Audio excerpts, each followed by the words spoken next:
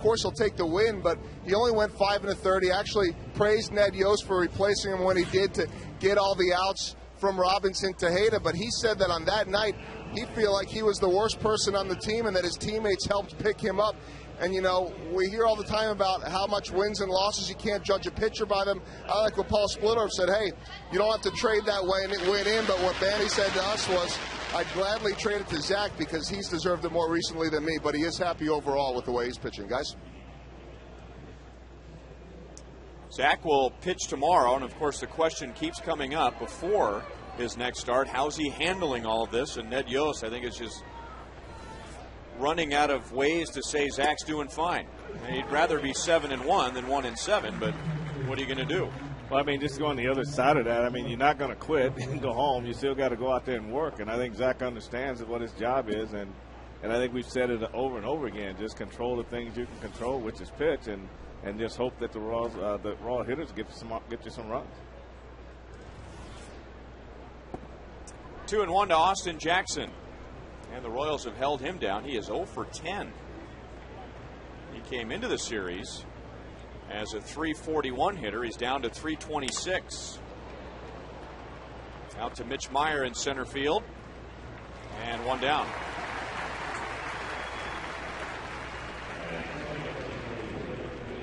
.81 degrees and a lot less humidity today than yesterday and on Friday. We started at 110. Time and temp brought to you by The Parking Spot. Easy to spot, easy to park. The Parking Spot at KCI.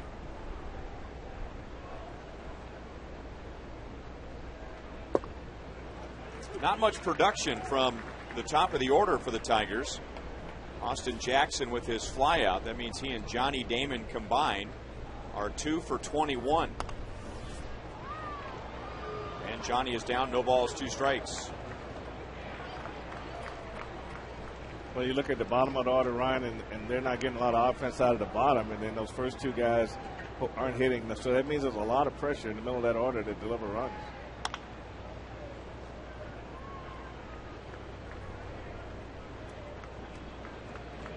Second straight game that Johnny has been the designated hitter. Played in left field on Friday night.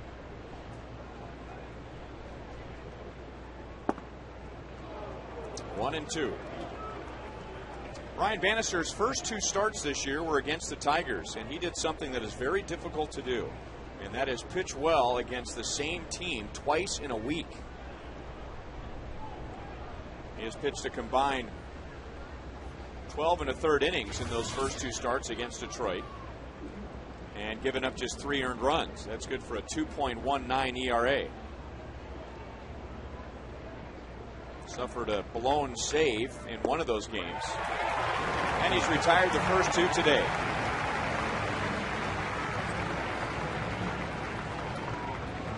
Here are the Royals on defense today. In the outfield, it's Willie Bloomquist, Mitch Meyer, and David DeJesus. Scott Posednik getting the day off.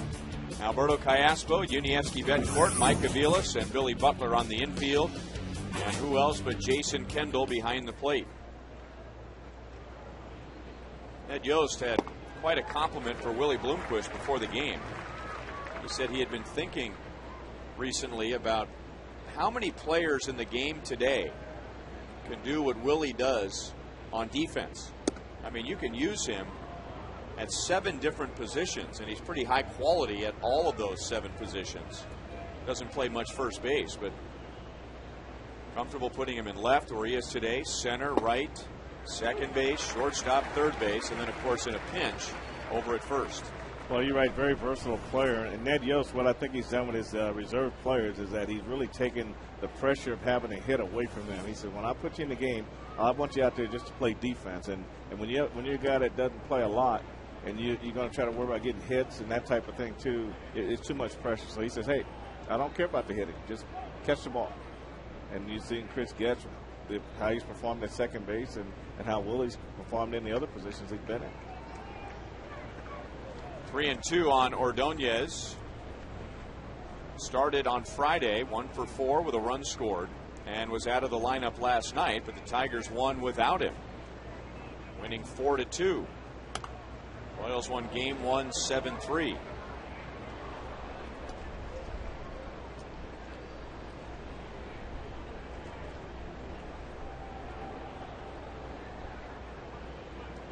That's what Brian Bannister has done against the man on deck, Miguel Cabrera. So you want Ordonez off the bases, and he should be, as Mitch Meyer runs it down in right center field, and the Tigers go quietly in the first.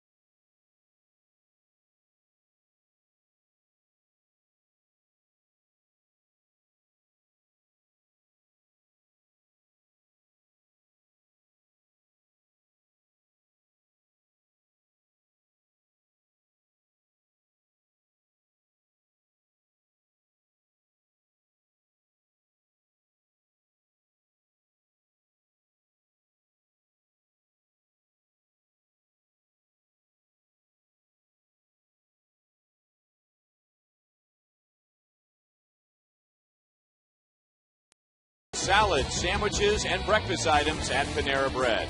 And by Thoroughbred Ford. You'll be surprised at how much more you get at Thoroughbred Ford. Tigers down in order, and now the Royals facing right-hander Jeremy Bonderman. And Ned Yost giving Scott Pasednik the day off. Willie Bloomquist will lead off in the M&I Bank Royals batting order. Jason Kendall still batting second, and with great success, and really no other changes other than that.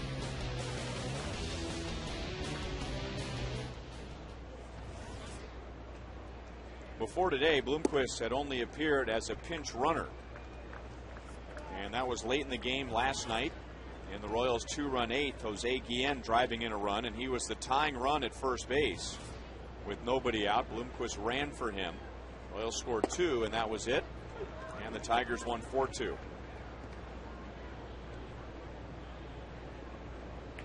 Another reason to put Willie Bloomquist in there is he is 4 out of 5 against Bonderman.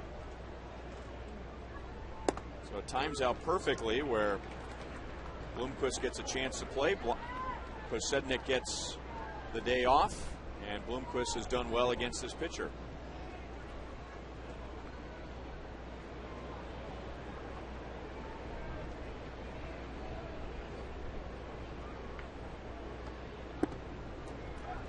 Two and two.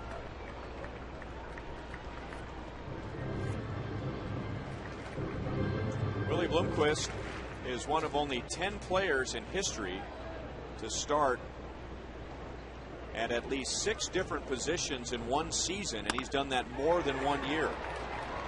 It's hit hard, but the Tigers were guarding the middle, so Guillen throws him out. 1 away. A little more now on 27-year-old Jeremy Bonderman, the Kia report. I think the one thing to focus on here, Ryan, is opponents hitting 143 the first time through. And if the Royals can get something going the first time through, that second through the rest of the game is dramatic. It's a dramatic change in the batting average, 294.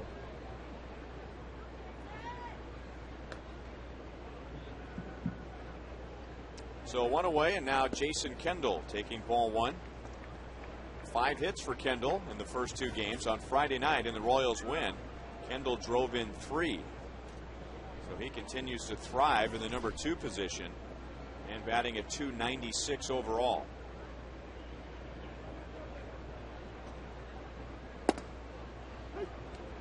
One ball, 1 strike. Jeremy Bonderman had a pretty serious operation on his right shoulder 2 years ago. He had a blood clot, so they had to go in there and remove it. So he was down almost exactly 2 years ago today. It was June the 9th that he went on the disabled list. and then was on the DL twice last year as he was still recovering from that. Another hard hit ground ball. This one is right at Santiago.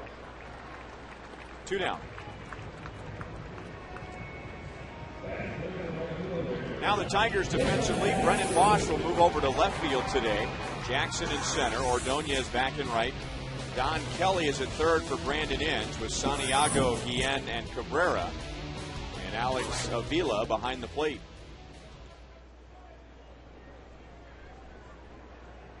Jeremy Bonderman, 27 years old. Made his major league debut as a 20-year-old for the Tigers in 2003. David DeJesus has hit in 6 straight. Checks in at 304 today. He had 2 RBIs in the Royals win on Friday. 1 ball, 1 strike.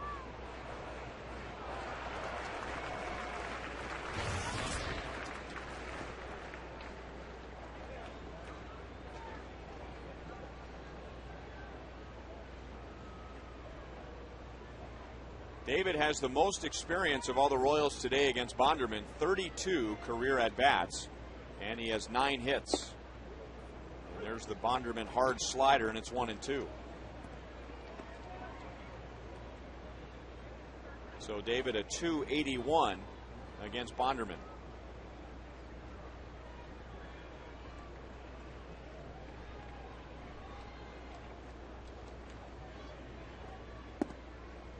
Two balls, 2 strikes. Like Bonderman's trying to make a conscious effort to pitch down in the zone.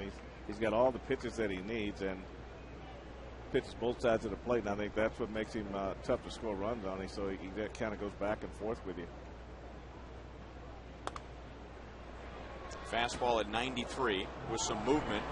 And a lot of pitchers can get by with that. But Bonderman has had to kind of reinvent himself after the surgery. Before the surgery, he was 95, 96. Look at that catch. I mean, not just bare hand, but his arm was twisted and holding his daughter. We hope that's his daughter. CB Bucknor flinched, but didn't call it a strike. It's 3-2, and then he didn't, usually when you catch a ball with your bare hand, it sticks in the palm. He just caught that thing with his fingertips. That was an unbelievable catch. You know, holding the baby. The baby's holding the bear in her glasses. And yeah, but he one-hands the ball with the baby in his arms. That's pretty great. Who's the bear holding, though? Through the right side, so DeJesus has a 7-game hitting streak. It reminds me of the great line from the movie Superman when Lois Lane falls off the building and Superman says, "Don't worry, ma'am, I've got you." And she says, "You've got me. Who's got you?"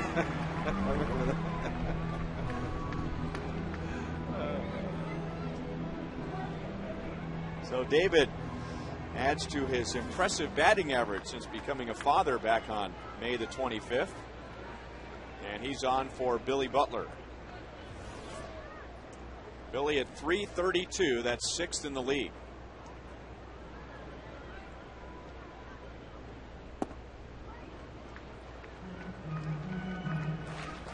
Well, it's still very early in the game, and we'll see if Bonderman loosens up and adds to his velocity. But again, before the surgery, fastball 94, 95, sometimes 96, and that slider was usually in the upper 80s. He would change speeds on it. But the fastball 92, 93, the slider at 83 rather, that's so far.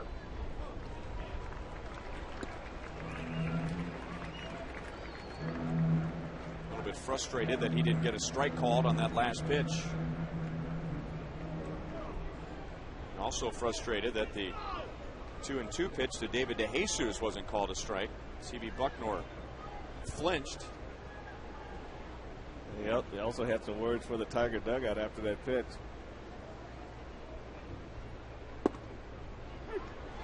Two and one.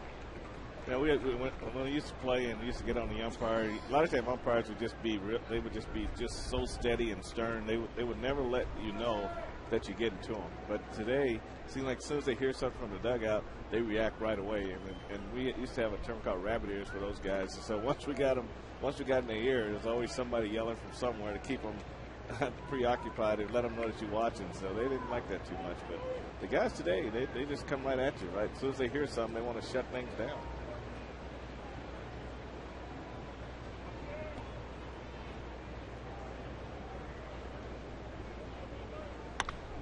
And Billy goes down and lines it into left field.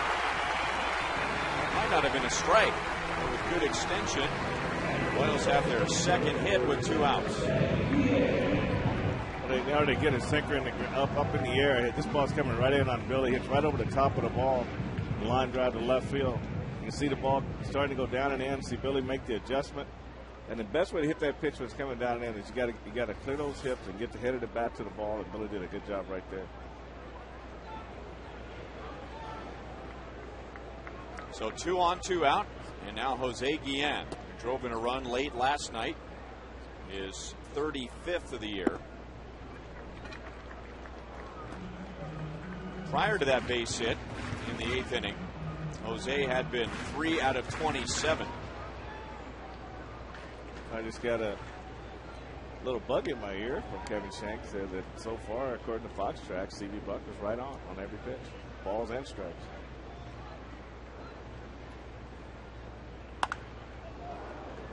One ball, 1 strike. He has really changed his image as an umpire. There were years where when he was behind the plate, it wouldn't take very long into the game where that mask would be off and he would be in it with both dugouts and involved in some controversial play on the bases. But he has been umpiring the past 2 or 3 years the way umpires should be, and that is hardly noticed at all. Just doing his job and very few arguments and ejections. I would imagine that umpires kind of are like rookie players coming up for the first time. There's a maturing stage they go through, and then they just figure out, okay, what's acceptable, what's not acceptable, and then they just kind of fit themselves into it. And I think he's one of those guys. I know when I was coaching first base, he was always something at first base during the course of the game. If he was coaching first base and when he's behind the plate, so it's kind of nice to know that they mellow out too. Well, you said that, nowadays umpires appear to be, and I'll use my own word here, a little more sensitive than they were when you were playing with dugouts questioning balls and strikes. But you said the other night when the Royals were having issues with Mike Estabrook that in the minor leagues these days they tell these guys to be a little more active rather than passive. But I think they would also have the sense to tell them when they come to this. Belted to left field. It is gone for a 3-run home run.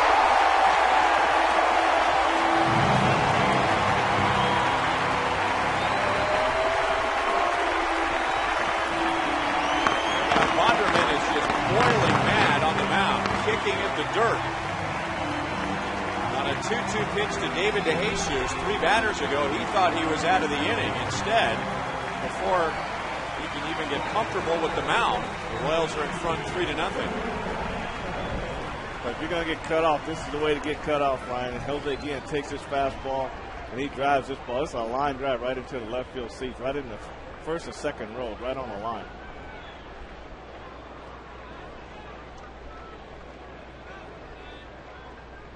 So Jose has driven in 4 in the last 2 games. And now ball 1 to Alberto Callaspo. It's also a 26 pitch inning for Bonderman.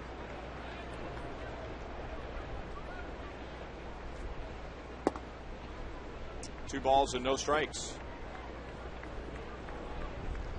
Well, the question has come up with Jose Guillen struggling lately. Does he need a day off? But Ned Yost subscribes to the theory that veteran players need to work their way through it. So Ned Yost has left him in there, and now Guillen has driven in 4 in the last 2 games. Today, it's a 2-out, 3-run home run to give the Royals the early lead.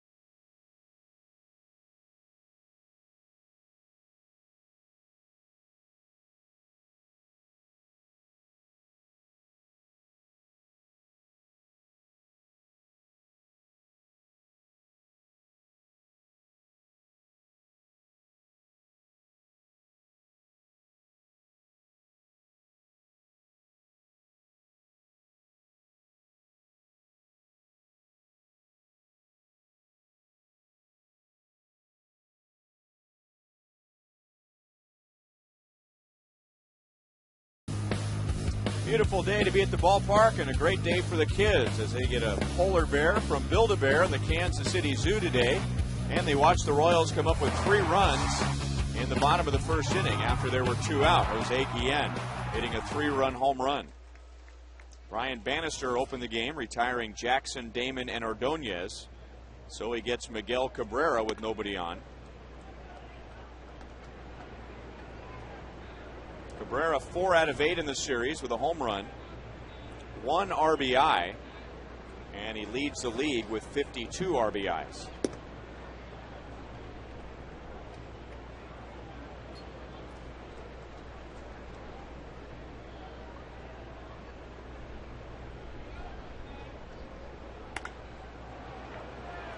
Down around the end of the bat, and David DeJesus, who has that long errorless streak, brings it down. And Cabrera is out.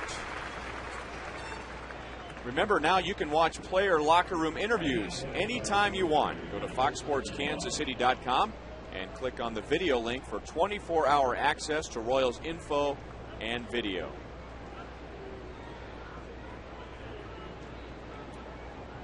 You know, the Royals have 2 outfielders with long errorless streaks.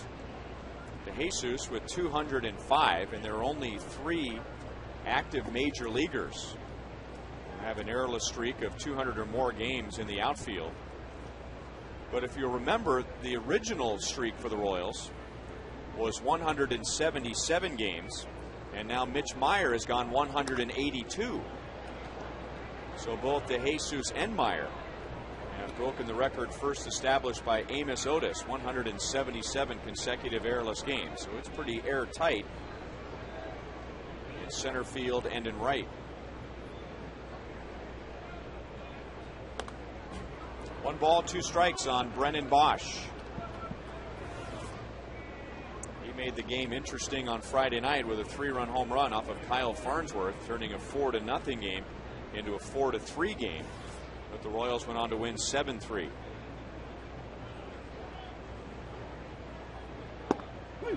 Got it. It's not going to make the Tigers very happy, as they felt Jeremy Bonderman was squeezed in the bottom of the first inning, and they let C.B. Buckner know all about that. Well, that's more than 1 ball off the plate. That's quite a ways outside there.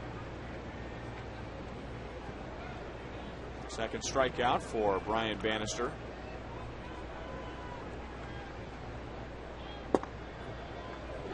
And a strike to Carlos Guillen. Jim Leland resting some of his regulars. Guillen got Friday night off, and then last night was 2 for 4 with 2 RBIs.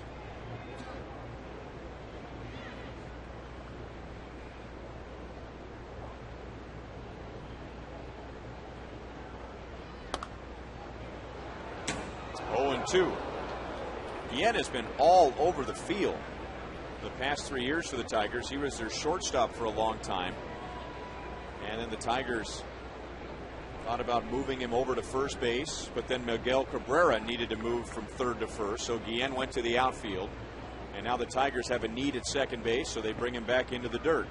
Another valuable player.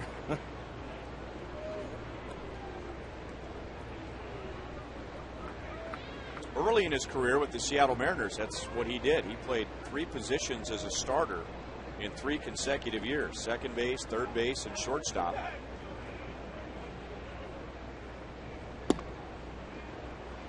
Two balls and 2 strikes. So Brian Bannister has retired the first 5. You know, Carlos Guillen's one of those guys, Ryan, that he's had some injury problems and really kind of held him back. But when he's healthy, he can put up some numbers for you. He has spent time on the disabled list already this year with the left hamstring problem. So this is just his 25th game of the season. It is the Tigers' 56th. 3 balls, 2 strikes.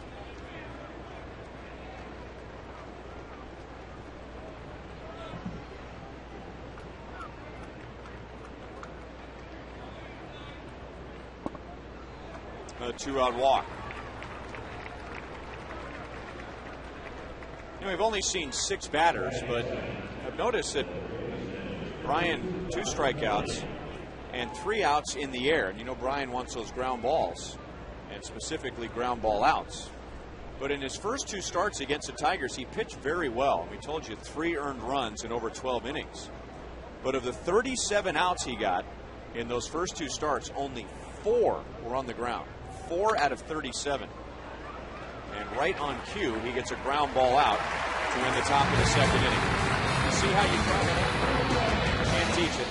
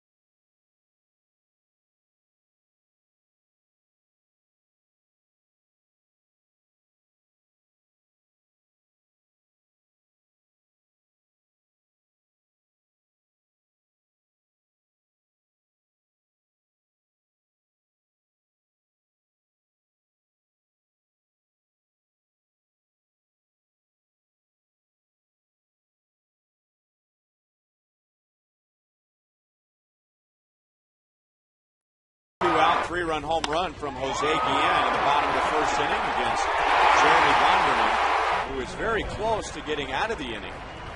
Thought he had struck out David DeJesus, but Jose Guillen is safe at home, safe and secure, New York life.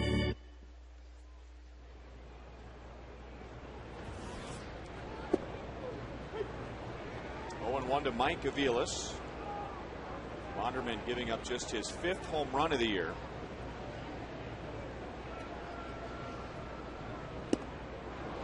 Aviles lately, it really appears to be flying out with that front leg, and teams are just going to keep pitching him away. Especially when they get the ball down and away like that slider right there. If they leave it up out over the plate, the way he keeps his upper body closed, he'll make contact.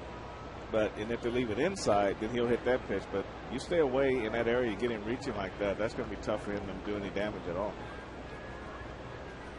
That's Elliott on the ground crew. Got himself a souvenir.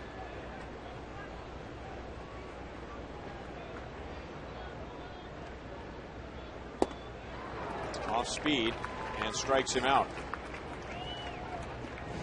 A reminder to look for the Miller Lite Taste Greatness moment later in today's game. Maybe we've seen it already. 3-run homer.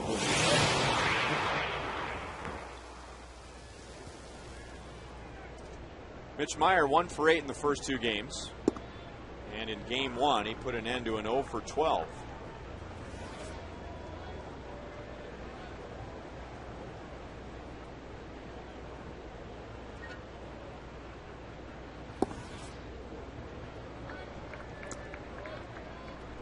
Bonderman is still frustrated, just reading his body language, and I don't know if it's frustration with himself, frustration he didn't get that call last inning, or a combination of both. But on a few occasions he is looking up into the sky for some answers and some inspiration.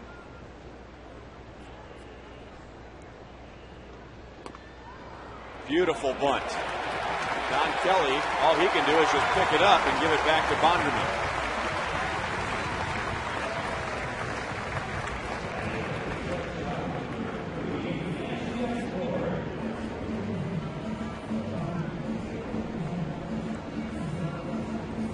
That's not something Mitch normally does, Ryan. He tries to sacrifice at times, but this is an outstanding drag bunt to third base. Let's say push bunt to first base.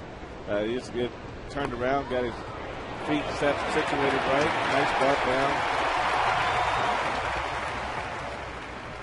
And I'll tell you, that's something that, with his speed, you incorporate that into your game. You get you a lot more respect in the infield. They'll bring guys in a little bit more and give you a better chance to hit ground balls to the outfield. So that's just a great idea for Mitch to recognize Kelly being back and dropping the ball down.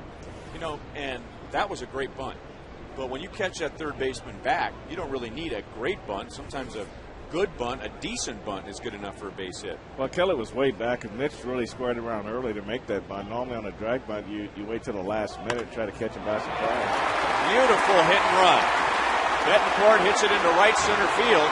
And how about that? Mitch Meyer is going to score all the way from first base. Now, Betancourt adds to his already very good numbers against Bonderman, and the Royals have a 4-0 lead. Well, hit and run takes the right pitch, right location. Bonderman leaves the pitch out over the plate, fastball, and Unieski does a great job going the other way. He called Carlos Guillen leaving a little too early. You see how fast he went to get the bag, and he tried to deke him a little bit, but it didn't work. But Mitch kept hustling all the way around the bag, and he scored from first base on the ball ride that didn't go to the warning track. And before we could tell you that Jim Leland went out to talk to Jeremy Bonderman, he's already on his way back to the dugout. I mean, he literally went out there and said about 3 or 4 words. Well, I think managers really watch the pitchers closely during the course of the game, and when they start giving up base hits, you watch their body language, you watch how frustrated they are when you're on the bench. So you just want to go out there and make sure he maintains his focus. And just throw the ball over the plate. You know, don't show up your teammates. Just get the job done. But that was a quick visit. Jackson gets behind it. Betancourt tags, and he's going to go for third base, and that's a good move. Never want to make the third out at third, but Betancourt beats the throw. Willie Bloomquist is 0 for 2. You get a good look at it here. It's a fly ball to center field, and you see Uni does a good job. As he gets close to the ball, he goes back to the base, so his foot's on there, and he can get a good jump going in the third.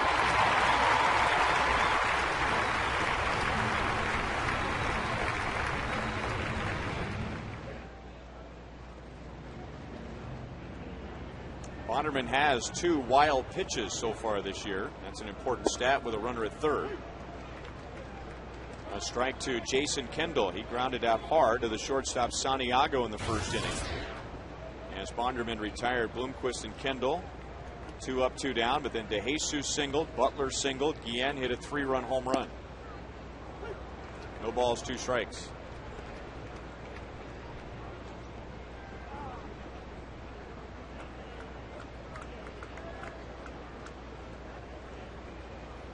Kendall is 5 out of 9 in the series.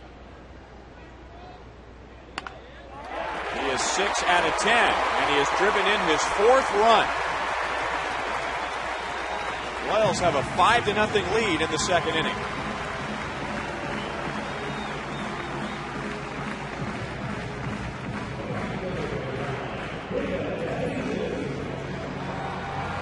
Kendall did a great job here, Ryan. He just took this change up and let it come to him and just really snapped his wrist right at the end there and got this ball in the left field. It's a great piece of hitting. And Uni just cruises home on this base hit. So the Royals with 5 runs and 4 coming with 2 outs. David DeJesus was the key matchup for Bonderman in the first inning. With 2 outs and nobody on, the count was 2-2 on DeJesus. And Bonderman threw a pitch that he, his catcher, and the partisan Tiger dugout thought was the 3rd strike and the final out of the inning. The home plate umpire flinched but called it a ball. Now DeJesus bangs it into right center field, but Ordonez is there, and that's the inning. So the Royals get 3 in the first and 2 in the second.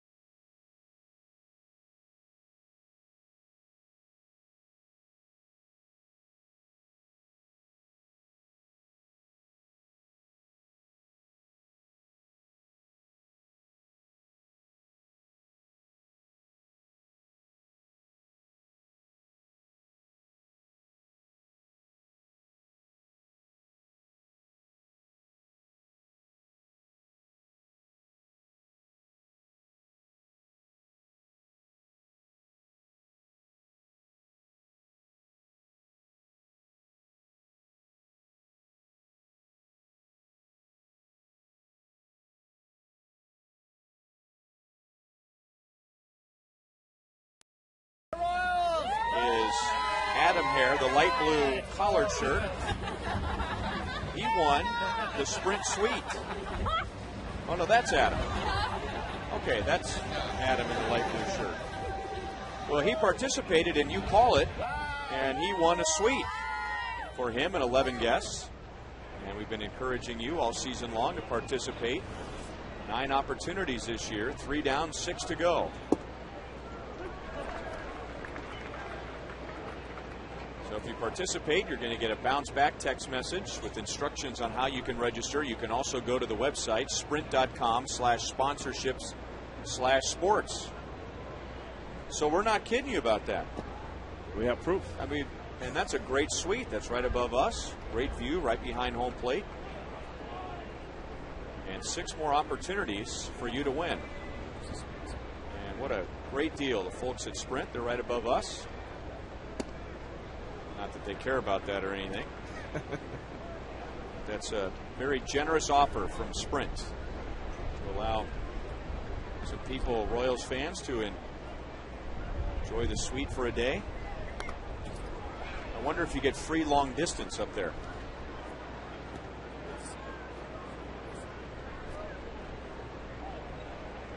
Kevin Schenk tells me there is free wireless internet. Sprint 4G is now available.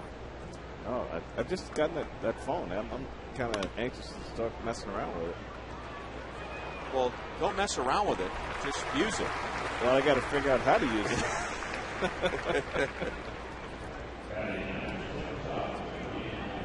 Avila grounds to Aviles.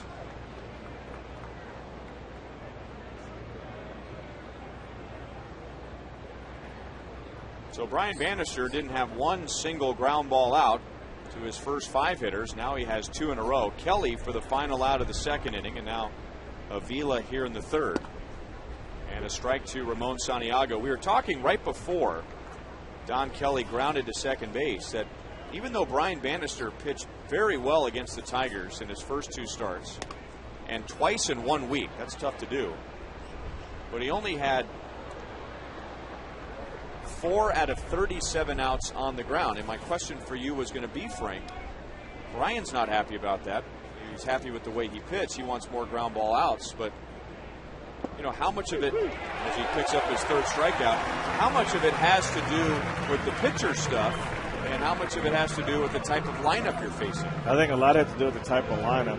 As you see Vanny get this curveball around the outside corner, outside corner, and for the strikeout.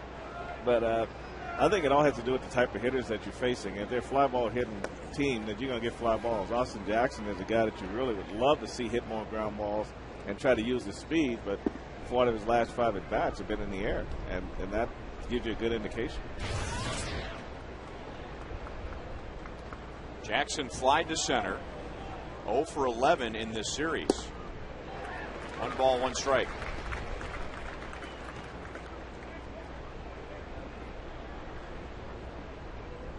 So Jackson has gone from 341 at the beginning of the series down to 324. And that's back to Banny. So the Royals have given him a 5-0 lead, and he gets the Tigers in order in the 3rd.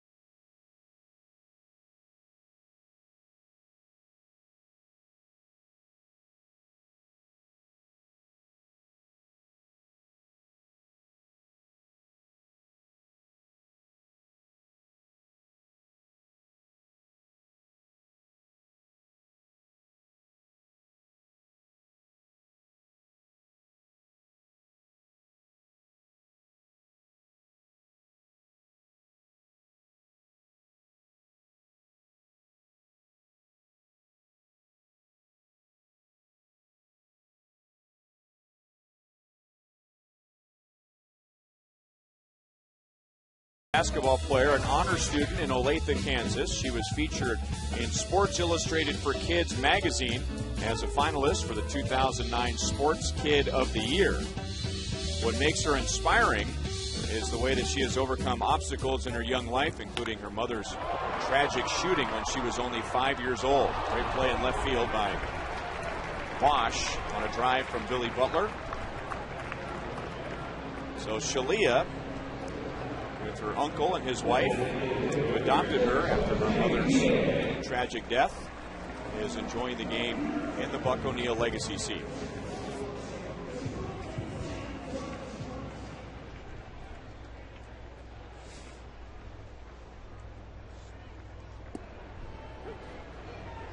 Oh, and 1 to Jose Guillen. Hit a 2-out, 3-run home run in the first inning. The last 2 outs for Bonderman have been line outs to the outfield, so even the outs have been well struck. The Royals have 5 runs, 6 hits already, 3 in the first, and then they scored 2 more in the second.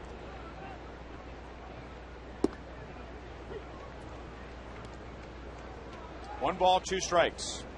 You know, just sort of guessing right here when Leland went to the mound to talk to Bonderman. I think that what you want to do as a starting pitcher, you can't let the umpire take you out of your game. You got a game to pitch.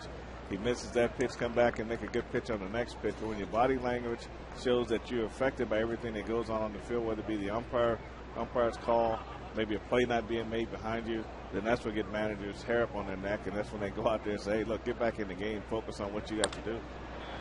And now Guillen reaching out and lines it into center field. Man, Austin Jackson covering all the ground here at Kauffman Stadium, and there's a lot of it. As soon as that ball was hit, that looked like a guaranteed base hit. Jackson made it look somewhat routine, and it's another line drive out for Jeremy Bonderman.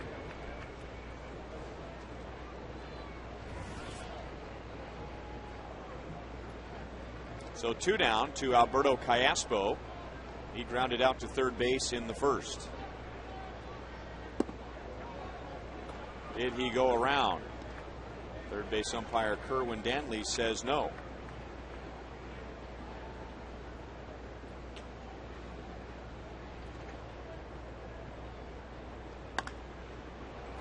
Popped up into shallow left center field, and it's Brennan Bosch making the play, and for the first time, Jeremy Bonderman sets down the side in order.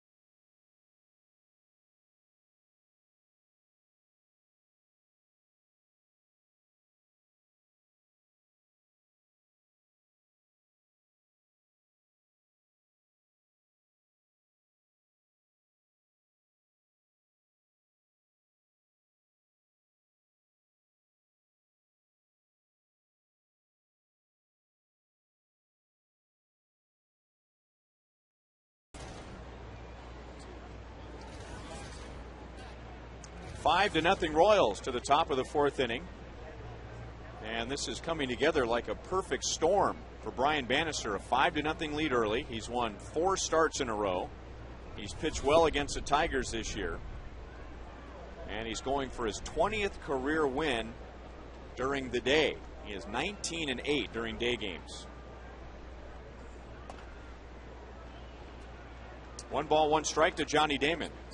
Struck out swinging in the first inning, and Brian Bannister has 3 strikeouts so far today. He's been up to 94 with his fastball. Bonderman at 94 on the Roadrunner Turbo speed pitch comparison.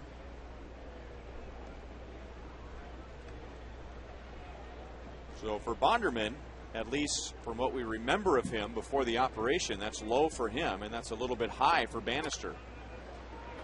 Johnny Damon has the first hit for the Tigers and their second base runner. So Johnny 1 for 2 today.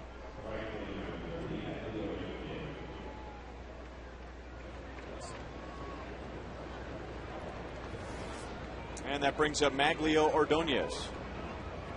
Yeah, Banny tried to throw Johnny a cutter right there and didn't quite get it in as far as he liked. And Johnny got the way of taking that top hand off and leading with that front hand and got the ball back to center field. Damon runs, no contact. That just got past Kendall. And it's a stolen base for Damon, his 4th.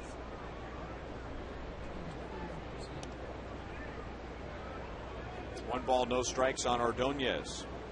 Here's today's league leaders, brought to you by your Kansas City area Toyota dealers, and the top 5 teams in the American League as far as batting average. Royals 2nd, and the Tigers are 5th. And then you might say to yourself, well, the Royals might be ahead of the Tigers when it comes to batting average, but when it comes to power, with Ordonez at the plate, Miguel Cabrera, you got Brendan Bosch in there, Carlos Guillen, Austin Jackson. Not a lot of power, but a high batting average. You would think that the Tigers' offense overall is ahead of the Royals with that blend of experience and youth. 2 balls, 1 strike. Well, the Royals get a lot of hits, and they've been getting a lot of hits all year. The biggest difference has been the runs produced from those hits. And you see where the Tigers would get more hits in terms of 2-run homers and 3-run homers. I think that makes a big difference also. It's actually a lot closer than you would think. I mean, they're right around in the same neighborhood when it comes to home runs hit and runs per game. I was actually surprised to see that. I figured the slugging percentage, there would be no comparison, Tigers and the Royals. Line to left field. Tigers are going to get their first run. So it's a 5-1 game as Ordonez drives in his first of the series and his 41st of the year.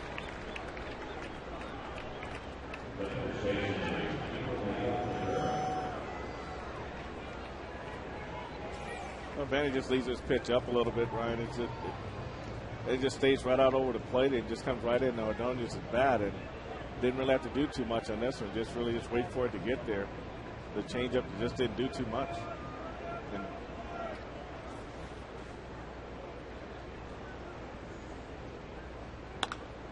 got in on the hands of Cabrera. So Cabrera is 0 for 2 with a couple of harmless flyouts, and Ordonez goes back to first base.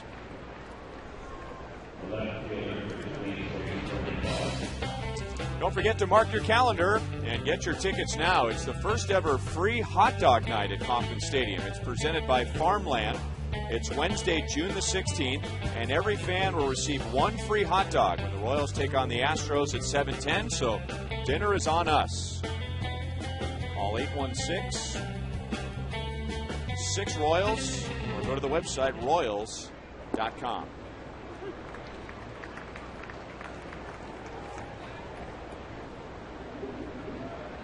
Brendan Bosch struck out looking in the second inning. Ryan Bannister had 3 strikeouts in the first 3.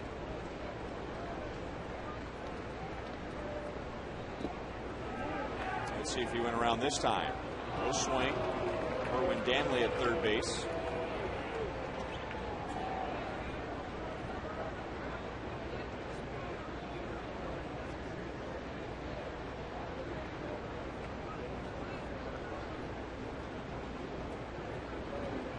Johnny Damon opened the inning with a single, stole second, and came home on Ordonez single.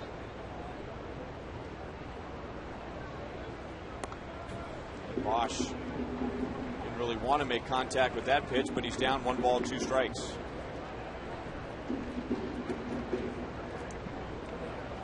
Brendan Bosch out of the University of California. The Tigers took him in the 3rd round in 2006. So not just a good young player, but a homegrown player. 6'6", 210 pounds. 2 balls and 2 strikes. 28 home runs last year. And 50 professional home runs in his first 4 minor league seasons.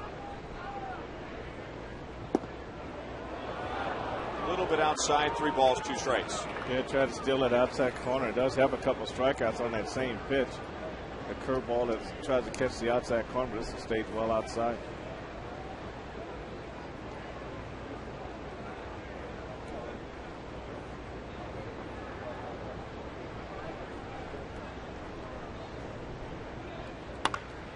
And that's hit hard to center field, but it stays up for Meyer. So Jeremy Bonderman has lucked out with some line drives to the outfield, right at the outfield, and now Ryan Bannister has some good fortune as Bosch hit it right on the nose, but right to Meyer. Coming up on Tuesday, the Royals will be in Minnesota to face the Twins for a 3-game series. We hope you'll tune in for Hy-Vee Royals Live at 6:30. We'll recap Monday's Major League Draft and give you insight on the new Royals prospects at 6:30 on Tuesday here on Fox Sports Kansas City. Guillen rolls to Avila, so it's a 1-run 4th inning for the Tigers, and the Royals still have a 4-run lead.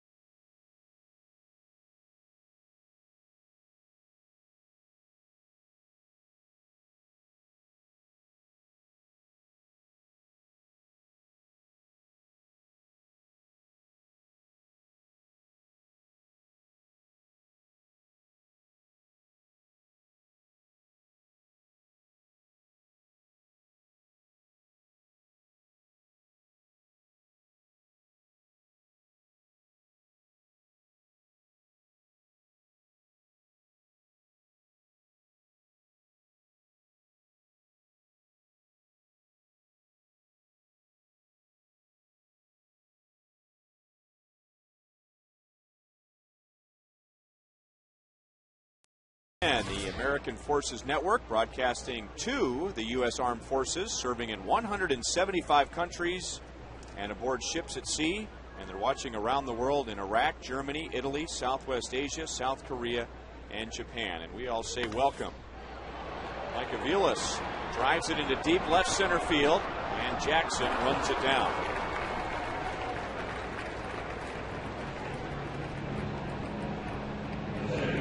Aviles is 0 for 2. He doesn't exactly run this ball down with effort. I mean, it's so smooth. When he went a long way, but you could just tell right at the end he just had this ball under control all the way. And that is quite a pasture out there to cover.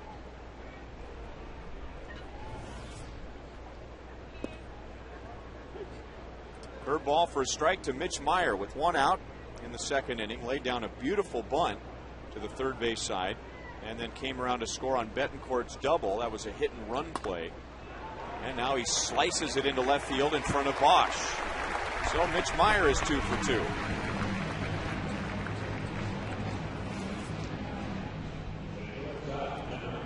Coming up on June the 15th, the first 20,000 fans will receive a Royals t-shirt presented by Sprint.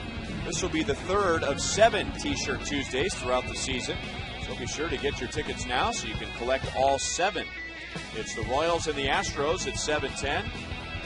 1-800-6-ROYALS, Royals.com to order those tickets. Royals' next homestand is a very short one and will be right in the middle of interleague play. The upcoming road trip will take the Royals to Minnesota and then to Cincinnati. So interleague play next weekend. And then the Royals are home for just 4 days, 3 games against the Astros, and then on the road to Atlanta and Washington. Betancourt, right center field. Jackson had to readjust his route, but he's there for the second out.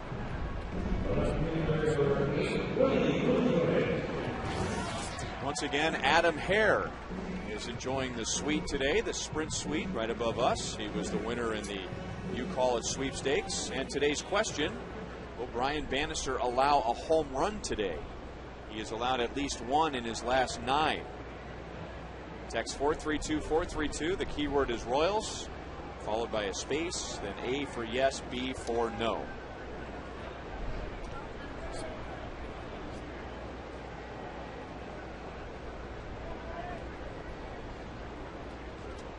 And remember, Adam is the guy in the blue shirt.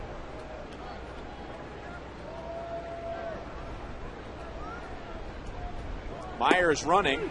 The pitch is a strike, and Meyer is out. Inning over. Royals are scoreless in the 4th. We're coming on camera in front of the monitor.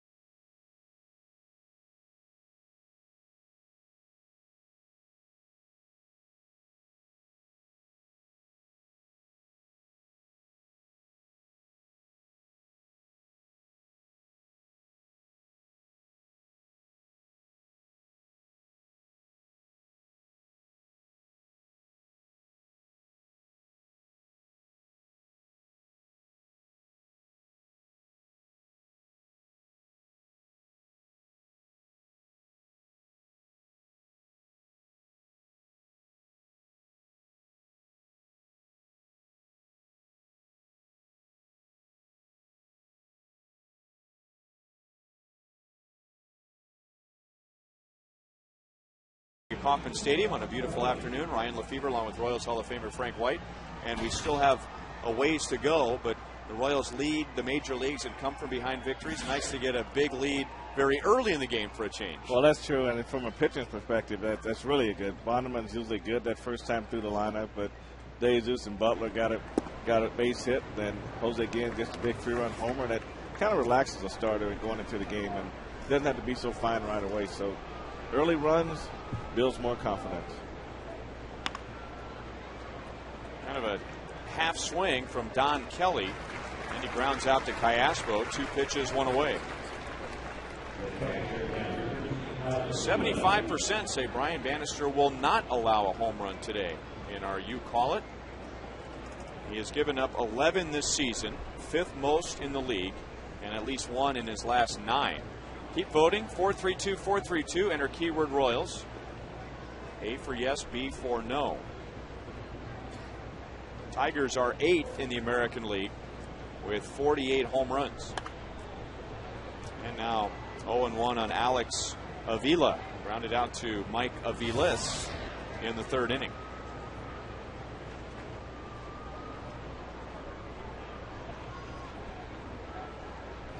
And Bryan starting to get his ground ball outs after his first 5 were either in the air or strikeouts.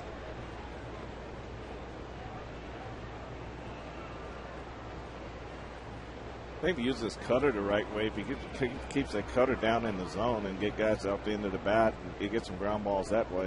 Anytime he leaves it up, he's got a chance for the fly ball. So, but I think the Tigers primarily, in my opinion, is a fly ball hitting ball. Yeah, and I thought it was interesting what you said, Frank, because you know, if a guy is looking for ground balls and he's not getting them, we automatically say, well, you know, he didn't have the stuff that he wanted today, as if the lineup had nothing to do with it at all.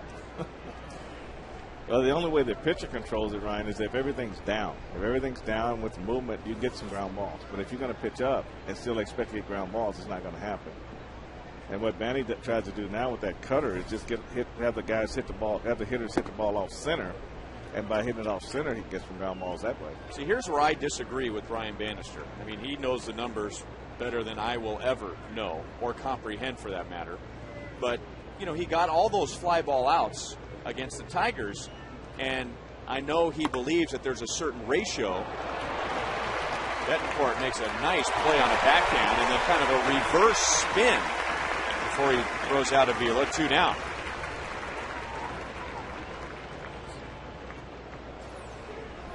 This is really a nice play by Union. Caught the tail end of it right there. But the thing he did was he went to his backhand side and he gave ground with it and took it on a long hop.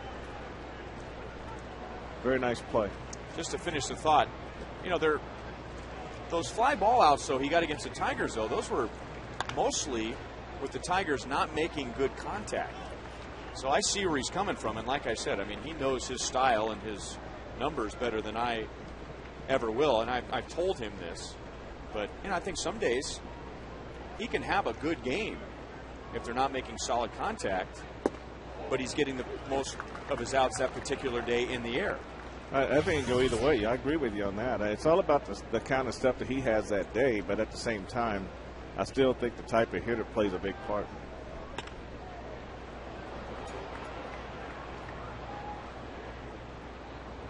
Well, Bryant's had a very good day so far.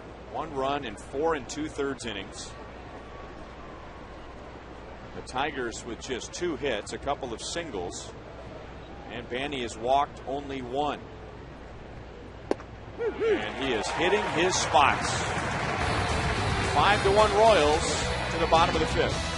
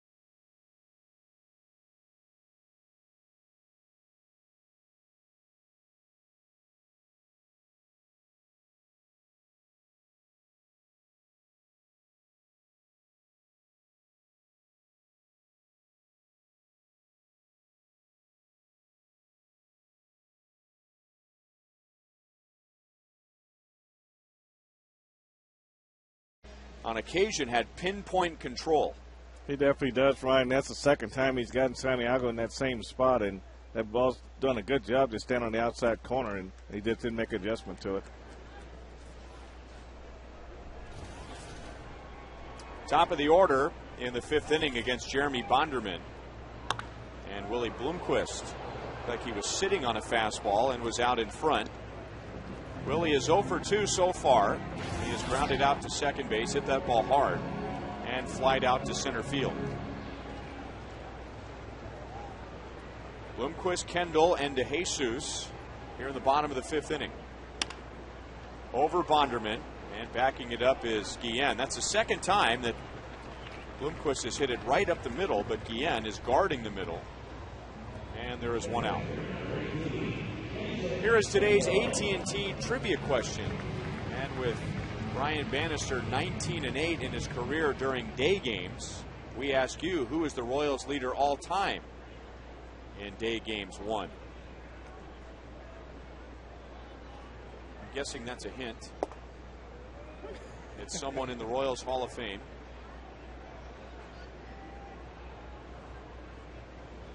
It was somebody who played for the Royals for a long time. Since you don't play that many day games compared to night games.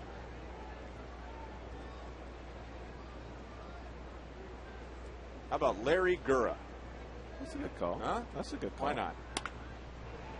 Kendall gets it just past the diving Don Kelly. Jason Kendall has his second hit today, both coming on an 0-2 pitch. That's a two-seamer that runs down and in. And Kendall, I tell you what, he can get to that ball below the waist like that. See how he brings the bat head down and inside? He does a good job once he recognizes that ball coming into his bat.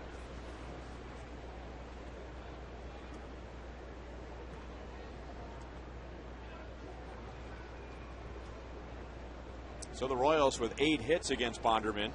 The first hit came from David DeJesus back in the 1st inning. 2 outs, nobody on. The count was 2-2. Watch the home plate umpire. Just a little bit of a shift, a little bit of a flinch. And C.B. Buckner looked like he thought about calling that a strike. If he does, the inning is over. The Tigers were yelling at Buckner from the third base dugout. David ended up with a 2-out single, then Billy Butler singled, then Jose Guillen hit a 3-run home run. And you don't think this game at times can be a game of inches. Jesus is 1 for 3, and Kendall goes back to first base.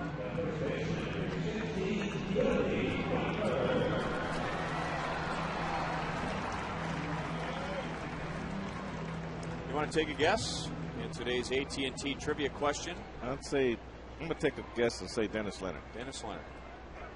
Larry Gura and Dennis Leonard. It is Larry Gura. You know, we did say Paul, but that was too obvious. Yeah. 43-day games. We'll have to ask Split why he pitched so well during the day.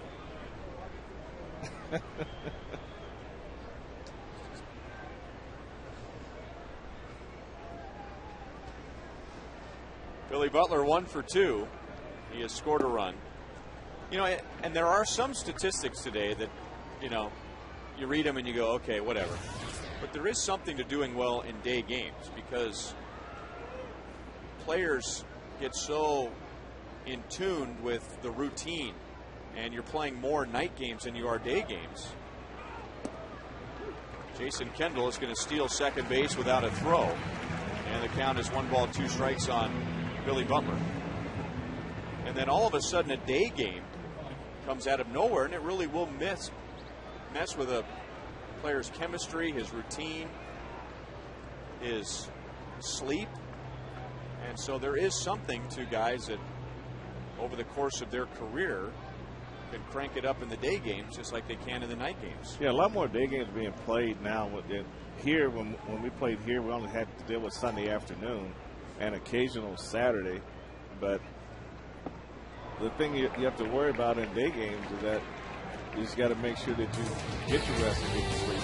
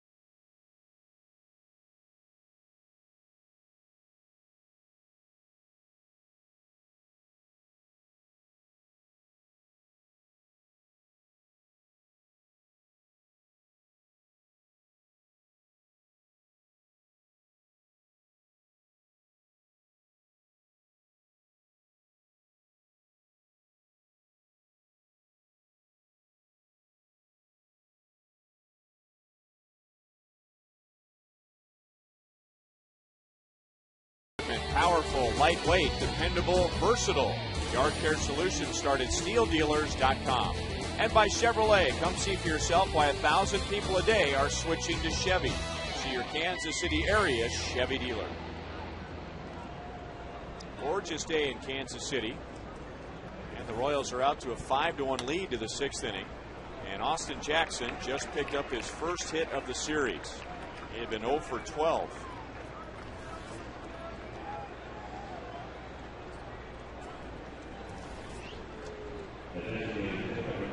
Replay returns with an all-new season. After 11 years, Gatorade reunites two high school rivals looking to finally settle the score. Don't miss the documentary premiere June the 20th at 9 p.m. Check your local listings.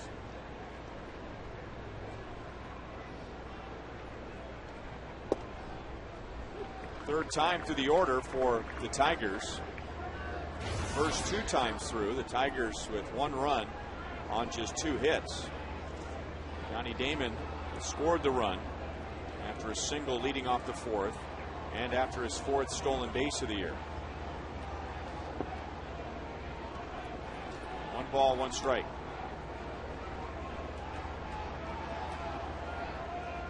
In Banny's last start Tuesday against the Angels, he got the win, but he kind of hit the wall in the 6th inning. Banny allowed a couple of runs in the 2nd inning, then pulled it together and retired 10 of 11. The Royals then had a 4-run 5th inning, and Banny had to sit around and wait for that. He enjoyed watching it, but then seemed to flame out in the 6th inning, and the Royals bullpen did a nice job of picking him up, and Banny was the winning pitcher. 2 balls, 2 strikes.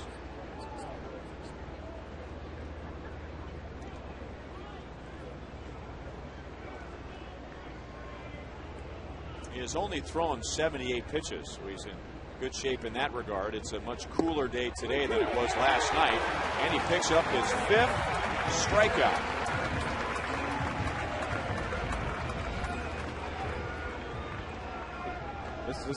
I'll tell you what, the thing that Brian's doing well today is something he didn't do last time. He used his curveball. His curveball has been the pitch, and he's been able to maintain that ball on the outside corner and steal it outside corner with it. So outstanding pitching by Bannister here.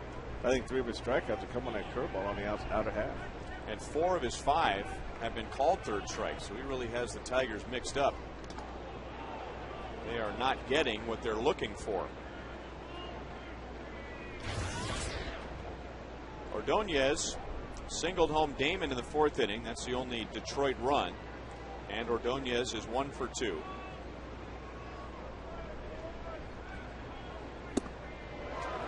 No balls, 1 strike.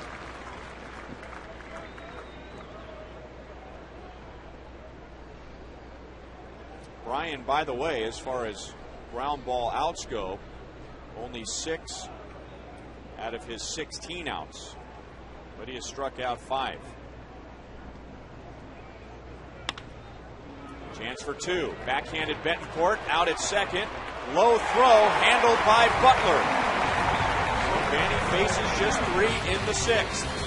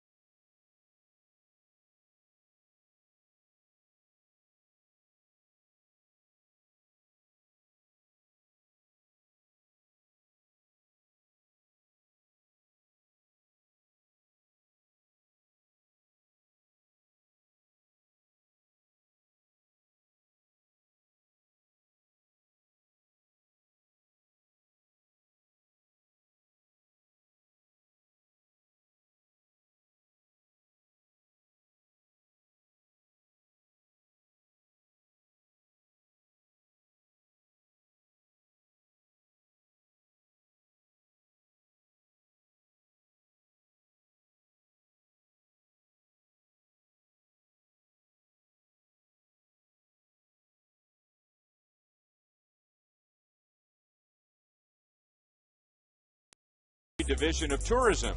Go to visitmo.com to start planning your next Missouri getaway.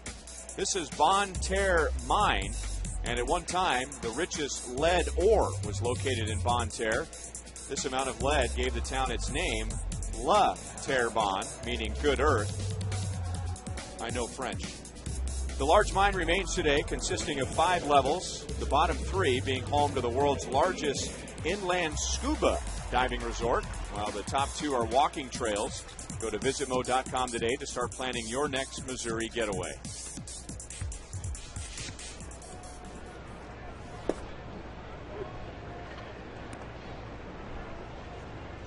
Jose Guillen, Alberto Callaspo, and Mike Aviles in the bottom of the 6th. Jose hit a 3-run home run in the first inning, and he is also lined out to center.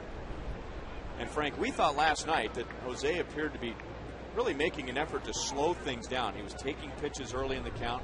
His RBI single in the 8th inning last night was a nice, easy swing. Not swings like that.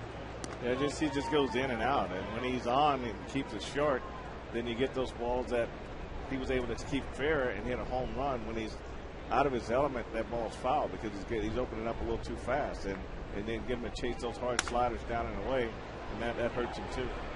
Well, he makes contact, but that ball was well out of the strike zone. So Jose is 1 for 3. His home run, though, back in the first inning, is today's Chevrolet play of the game.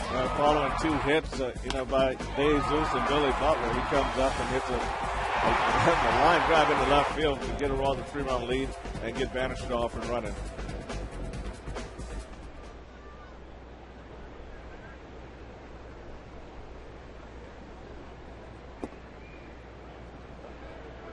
Ball 1 to Alberto Callaspo, out on a ground ball to third and a fly out to left field. And Alberto is just 1 out of 7.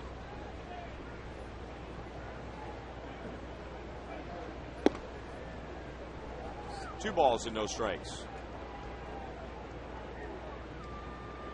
Let me take that back. He is 1 out of 9 in this series, and just 5 for 23 on the homestand. So he's down to 280.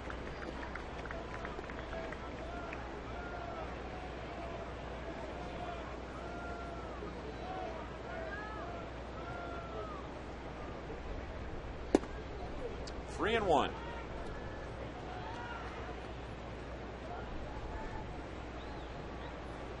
A lot of contact against Bonderman today. No walks and only 1 strikeout. And that's stroked into center field. And a 1-out base hit for Callaspo.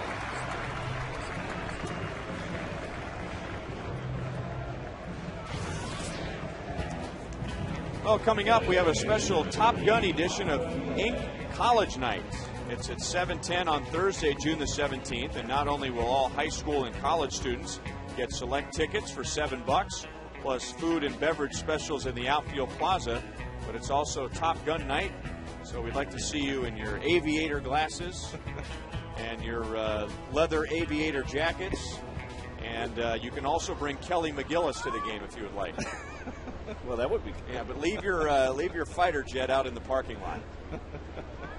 How do we look? Well, I think you look great in yours, yeah. Those are true Tom Cruise glasses. I'm a cross between Tom Cruise and Elton John. Well, I'm going to let you have the second one. I'll take the first one. And now Mike Aviles into the left field corner, and that's off the bottom of the wall. Callaspo goes first to third on Aviles' 4th double of the year. And the Royals have 2 runners in scoring position with 1 out.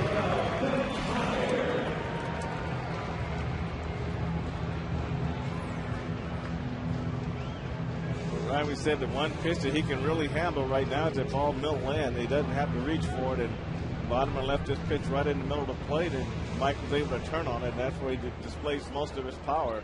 And then you see Callaspo trying to get a read on this, and he ends up at third base.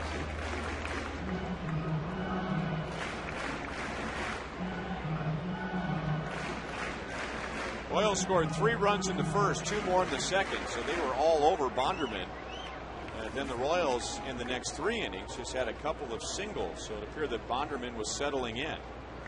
The Tigers will intentionally walk Mitch Meyer and go after Unievsky Betancourt.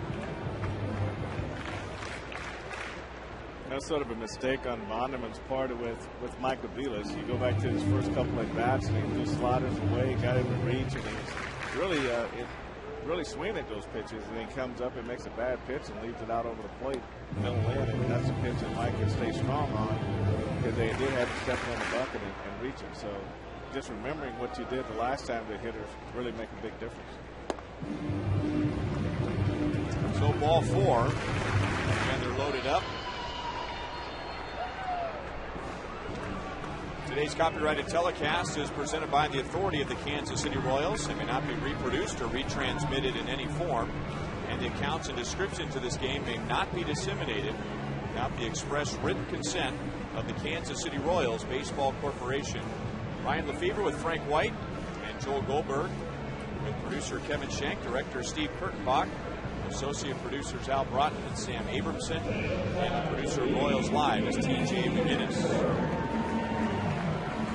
Whatever Jim Leland had to say, it was quick and to the point. And there's really not a whole lot Bonderman can do here as far as being careful and pitching around the hitter, because the bases are loaded for Unievsky Betancourt, who has an RBI double and a run scored already. And Betancourt is 10 out of 21 against Bonderman. So this is not an ideal situation for the Tigers. It's the outside corner for strike 1. A manager, when he goes out in that situation, around a couple of things, he wants to not only give the pitcher some quick instructions how he wants to pitch this next hitter, but also tell the defense how he wants to play on the infield. Double play depth with Cabrera in at first. 1 ball, 1 strike. Well, the best way to get it, to get a ground ball from him, is to keep the ball away and keep it down and make it reach for it and roll over. You leave the ball middle or middle in, and that's when he does his best work.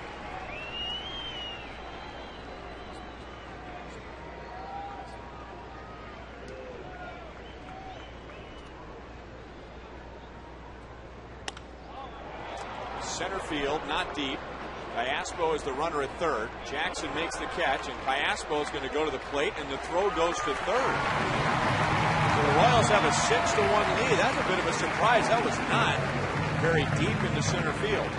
I agree with you, Ryan. That's when you got to make a throw to home plate. You want to keep the throw down, but you want to make sure that you make the throw in the right direction. That definitely went the wrong direction. That shallow end, there's no way you don't get a tag from second to go to third on that. So you got to throw this ball at the mound where you have a cutoff man, but keep it down.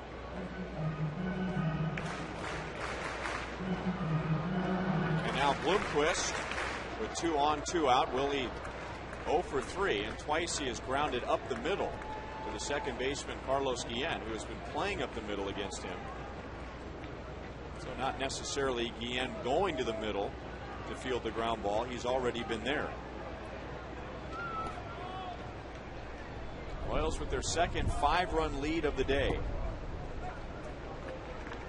That's one thing, the young players coming into the game, rookie players, outfielders, just knowing where to throw the ball, when to throw it is real key. But you can throw it toward the target as long as you keep it down. He had a play the other night where he came in and just air-mailed it over everybody, and the Royals runners were able to take extra bases. So just knowing what your responsibilities are to begin with is key. We got the bases loaded, tag-up situation. Ball's not deep. You got to throw it down. Here comes Aviles around third base. Brennan Bosch's throw is late. Willie Bloomquist drives in the Royals' 7th run of the game.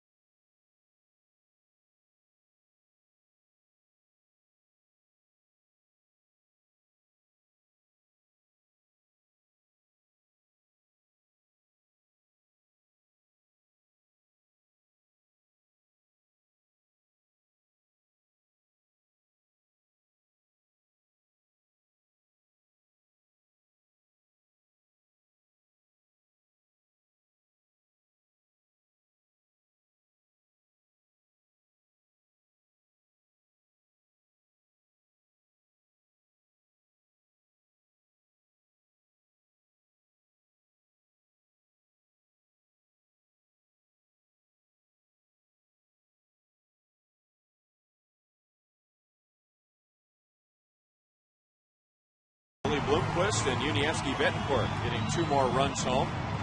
And now it's Ryan Perry. He inherits runners at first and second and 2 down. And will pitch to Jason Kendall, who has 2 hits. Perry pitched on Friday night and gave up 2 runs in less than an inning. And now Kendall into left field. But that's playable for Bosch. So Perry needs just 1 pitch to get the Tigers out of the 6th. But the Royals add 2 more.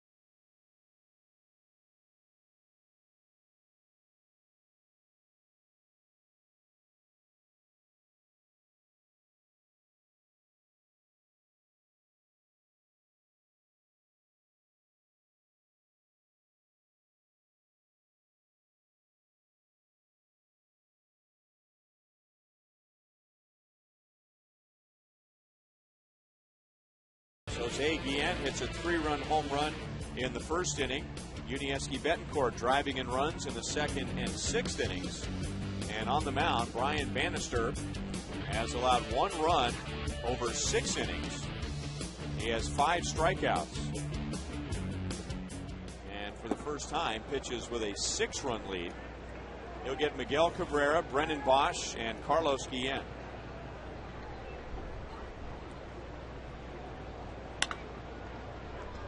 Backhand play by Callaspo, and the long run is right on the money.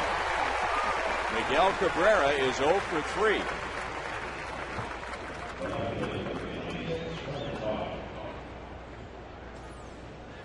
I say the more you play a position, the more you get comfortable. And Caspo done this play a number of times, Ryan, just to the line. Nice backhand play.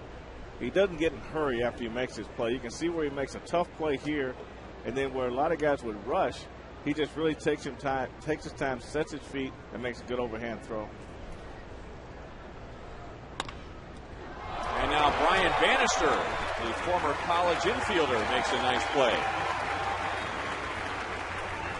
And Brian's last 4 outs have been on the ground. Well, this is always a tough play for a pitcher, but it's a lot easier when it's to the glove side, and he ended up in good position. As you see, as this follow through, the right foot comes down, and there's good reaction time on this high hopper.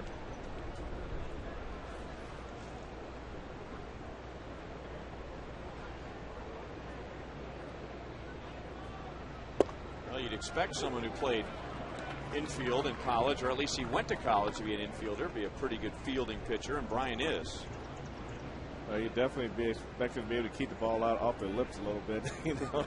They know the different glove angles that you use on the different types of ground balls that come. And I think that's where the biggest difference is a lot of pitchers who never played other positions, they get confused sometimes with what the glove angle they should use on the type of balls that come back through the mound.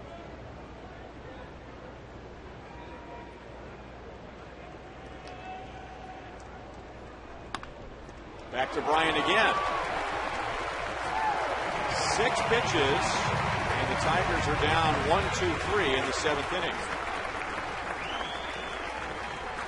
So getting more ground balls in the later innings. A nice play by Callaspo, and then 2 ground balls back to Bannister. So the Royals with a 7-1 lead at the end of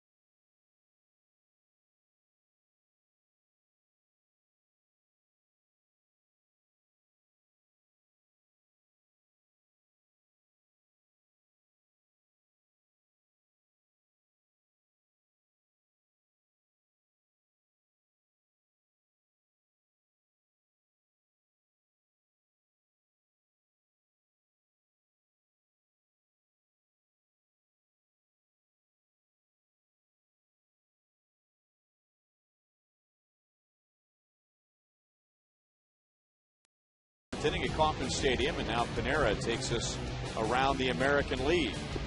Yankees out in front of the Blue Jays. Yankees are still chasing the Rays in the East, 2 games back. Baltimore and Boston are tied at 2. Baltimore's lost 10 in a row. Chicago is trailing Cleveland at home. That's where the Tigers are headed. They'll be in Chicago. Texas in front of Tampa Bay. Texas lead in the West is a game and a half over Oakland. They'll be hosting Minnesota. Minnesota leads the Tigers by 3.5 in the Central, and the Angels will be at the Mariners. The Angels just a game and a half back in the West. Another Chevy call to the bullpen, and it's left-hander Brad Thomas in his first year with the Tigers. Got off to a slow start. So those numbers are not a reflection of how he has pitched lately. Overall, a 5.13 ERA. But he started slowly this year because in the last 2 baseball seasons, 2008, 2009, he was pitching in the Korean Baseball League. And over in Korea, the mound is 5 inches shorter than it is here. The ball in Korea has higher seams, and it's a tackier baseball. So the Tigers like what they saw as far as his arm and his stuff, but he's had to adjust to a new mound. So there were times where he would stride early on in the season and was expecting his foot to hit the mound, but he had 5 more inches to go. So that threw his mechanics out of whack. But now part of what might be, as far as the numbers go, the best bullpen in the American League. He'll get David DeJesus, Billy Butler, and Jose Guillen. It's going to show you that baseball is played all over the world, but it's played differently in a lot of places. Everything doesn't hold true to what we do over here. Well, when that story was told me, it said, he had to adjust to the mound because in Korea it's 5 inches shorter. And I said, well, 5 inches higher, right? Not shorter. No, it's 5 inches shorter because, the feeling over here is that this mound is too low. Too low, right. Offense is caught up to the pitching, and maybe they should go back up to where it was in 1968. But that's why a lot of hitters want to go over to Korea. Well, I would imagine 5 inches shorter, Ryan, you throw a lot of pitches up in the zone, and it'd be more hittable for sure. DeJesus had already extended his hitting streak to 7 games, and now he has a 2-hit game. And the Royals have their 12th. We hope you'll make plans now to head out to Kauffman Stadium when the Royals take on the Cardinals. 3-game series begins on Friday, June the 25th. And on Friday, we hope you'll stick around for another new and improved Fireworks Friday presented by Pepsi and Hy-Vee. 1-800-6-ROYALS or online at Royals.com to get your tickets. You can do that right now.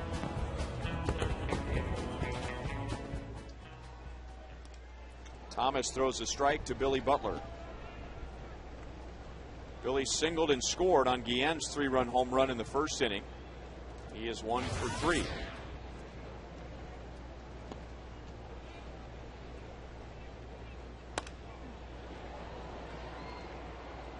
Brad Thomas is a true international pitcher. He is from Australia. Came over to the United States when the Dodgers signed him as an undrafted free agent in '95, and then he was in Japan in 2005, 2006. He was in the Mariners system in '07, Korea in '08 and '09, and now back in the U.S.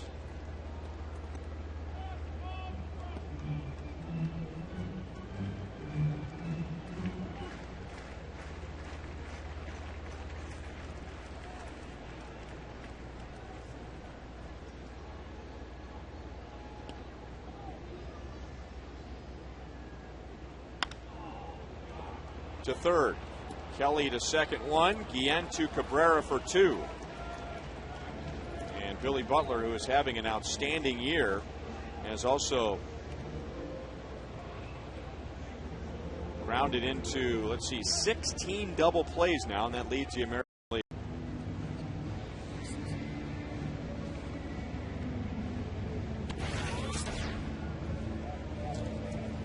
The Royals have a travel day tomorrow. They'll go to Minnesota for a 3-game series beginning on Tuesday night. Zach Greinke against Kevin Slowey. Ivy Royals Live begins at 6:30. First pitch is at 7:10. And the Royals in Minnesota for 3 night games, and then in Cincinnati next weekend. Wilson Betemit is going to hit for Jose Guillen.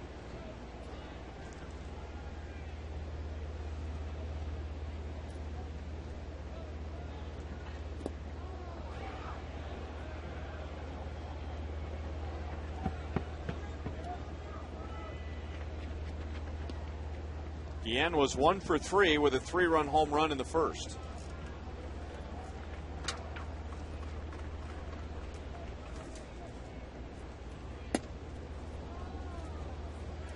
Two and 0.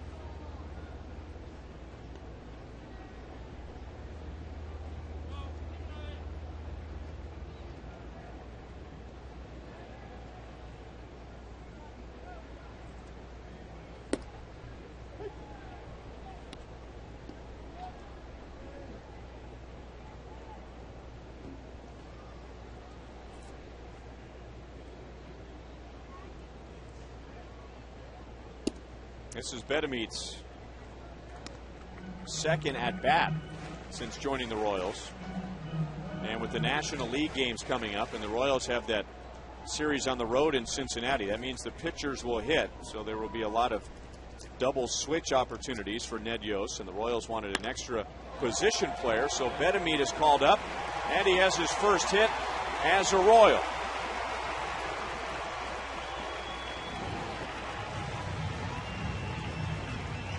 Runner at second base with 2 down.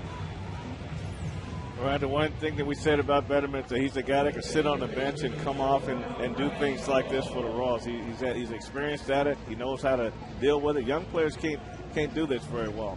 So he comes up here, gets him a good pitch to hit, stays with it, and drives it into right center field for a double. And that's just his second at bat in 12 days.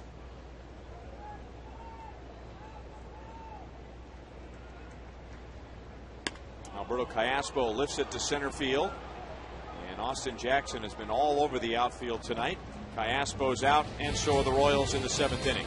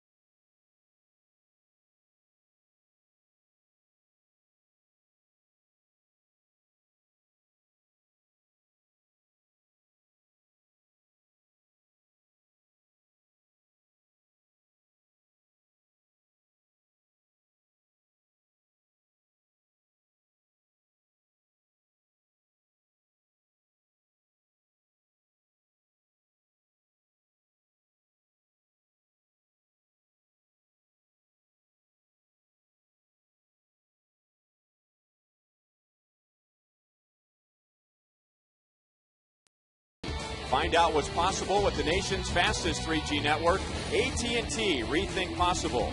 And by Thoroughbred Ford. The best deals on new Ford F-150s are at Thoroughbred Ford. Nice crowd watching today on a beautiful day in Kansas City. Sunshine all day, low humidity. And the Royals with a 7-1 lead. Brian Bannister working into the 8th inning. He has not gone 8 innings yet this year. His season high is 7 1/3. And now the count is 3 balls and no strikes. He'll get the lower third of the order. Don Kelly, Alex Avila and Ramon Santiago. Blake Wood warming up behind him.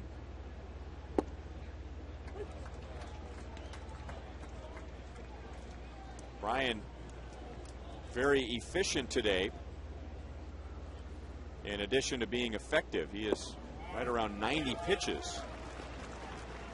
And he comes back to fill out the count against Kelly, 3-2. Kelly is grounded out twice.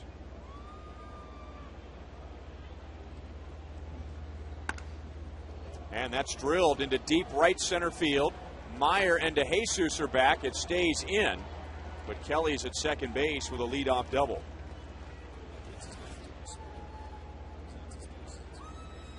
That's the closest the Tigers have come to a home run. It's their only extra base hit. And we asked you if Brian Bannister will allow a home run today. In our sprint, you call it. 66% saying no. Brian has given up at least one in his last 9, but he's been outstanding today, giving up 1 run, 4 hits. And even though Don Kelly came very close to a home run, that's only the 4th hit the Tigers have had all day. Well, he's really pitched well, Ryan. The thing that I see most in this game from Brian, the fact he did use his cutter, but I think the pitch that really stood out for me today was the curveball. I thought the curveball was a good pitch from him, not only to get the strikeouts on the outside corner to these left-handers, but also he induced some ground balls with it. By giving up 1 run in 7 innings, Brian Bannister now in 3 starts against the Tigers this year has given up 4 runs in 19 1/3 innings.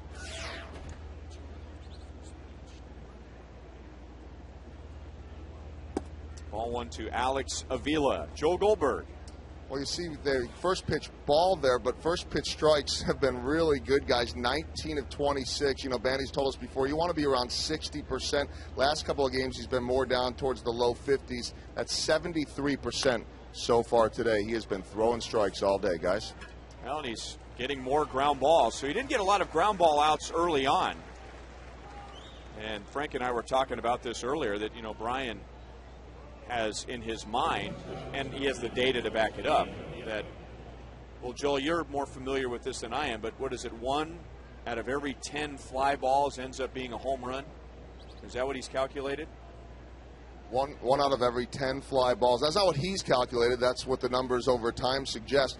But again, it's important to remember that's for fly balls, and so it's easy to say, 1 out of every 10 hits or whatever it might be.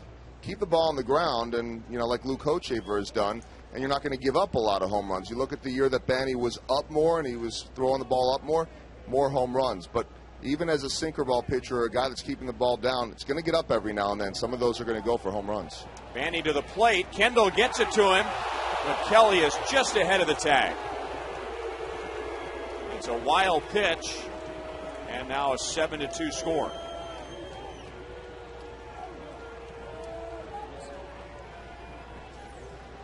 Well, he buries his curveball. This is a pitch I really like that he's throwing it. He overthrew this one and tried to go for the strikeout with it. But I'm sorry, not the strikeout, but get ahead with it. Ball in the dirt, try to back leg it. But you see Kelly beats you just by a little bit. That's a real tough pitch for a catcher, is that hard breaking ball going down and away. You know it's going to come back, but you got to hit it just right to make it go back out in front of the plate.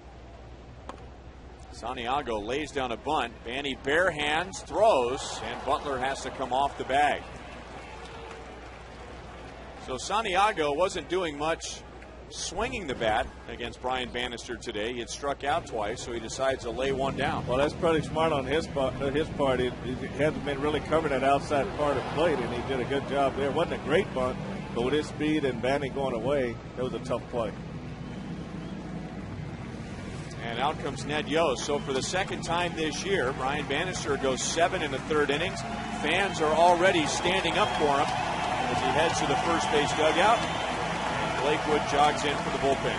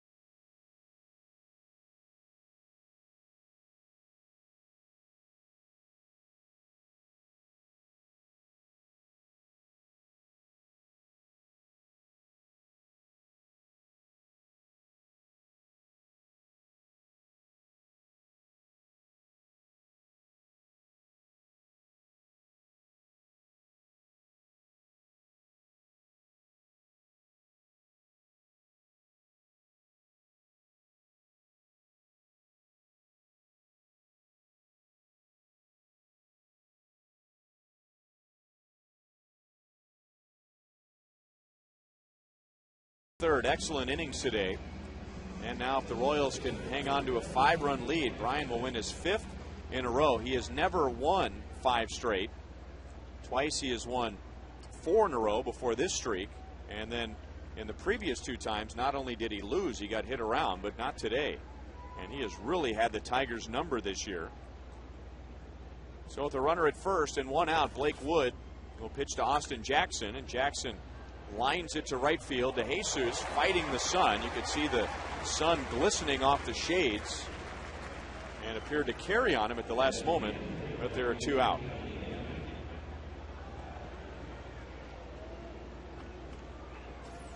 Yeah, David's really played well. No matter where the Royals have put him, he's really done a great job here and made a great adjustment to this line drive. And that right field here is always a sun field, and it's a tough plot. There's a tough part of the ballpark to play, and he makes it look easy. No, he wouldn't say it if I asked him, though. But well, Ned Yost accomplishes a couple of things in this inning. First of all, he brings in Blake Wood, who's had a good year, but he brings in Blake one day after he gave up 3 runs in the 8th inning last night, so that he doesn't have to sit and think about that any longer. If Blake can get the final 2 outs of this inning, he can move on with the off day tomorrow and the road trip beginning on Tuesday. That is a good point. And also I talked to Bob McClure about Blake Wood, and he said the one thing they try to do with him is just get his mind right first, because he said the day of you coming in and throwing one day and having a day off the next day are over. You know, you may have to throw 3, sometimes maybe 4 days in a row, but get the mindset ready right away. Tell them this is what you have to start thinking about by pitching up here in the situation that you're in. And by doing that, he hoped that would just make him relax a little bit more. If you watched Hy-Vee Royals live today, Nate Bukaty had a report with Ned Yost commenting on Blake Wood, and very short into his major league career has already adopted the ever important short-term memory when you're a late inning reliever. A 2-out walk to Johnny Damon will bring up Maglio Ordonez with 2 outs.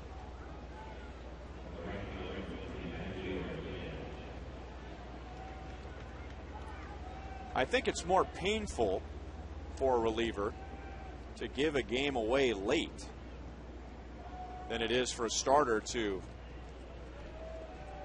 get bludgeoned in the first 2 or 3 innings and he knows he's not going to win and he's out. I mean, it's more devastating late in the game, but the advantage that the reliever has over the starter is that he can repair that the very next day instead of waiting 5 more days. That's true. I always try to compare it to football a little bit, Ryan. You're out there for a few hours banging heads and trying to win a ball game, and the game comes down to a field goal, whether you're going to win it or not, and you come out of there with a clean uniform and all you have to do is kick this field goal to make it all worth it. And I think relievers are like that. You know, they got the guys that went out there and did all the hard work, now got to come in and kick this field goal and get the game over. Yeah, nobody talks about the 2 interceptions the quarterback throws in the first quarter.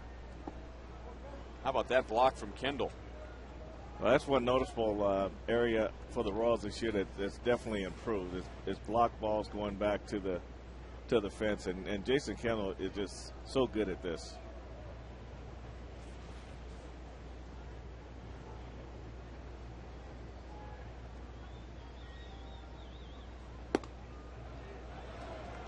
A little bit outside, 2-1.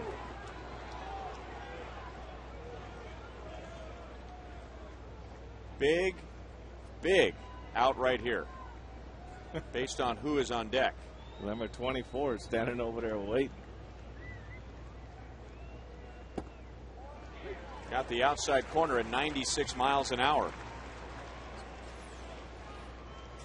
Well, this is where Blake Wood needs to be, down and to the outer half, but mainly down. When he gets hurt when he elevates the ball, and the ball doesn't sink. It kind of runs across the plate rather than turns over and goes down. Blake Wood facing the Tigers for the first time last night. Ordonez didn't play, so this is the first time he's seen Blake Wood. And the count goes to 3-2.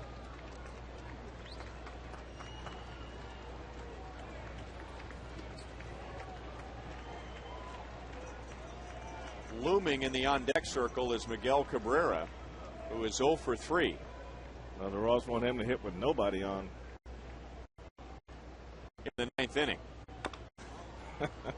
Chop to third. Callaspo had to wait for the runner to pass and throws out Ordonez. So the Tigers get just one in the 8th, and the Royals' lead is 5.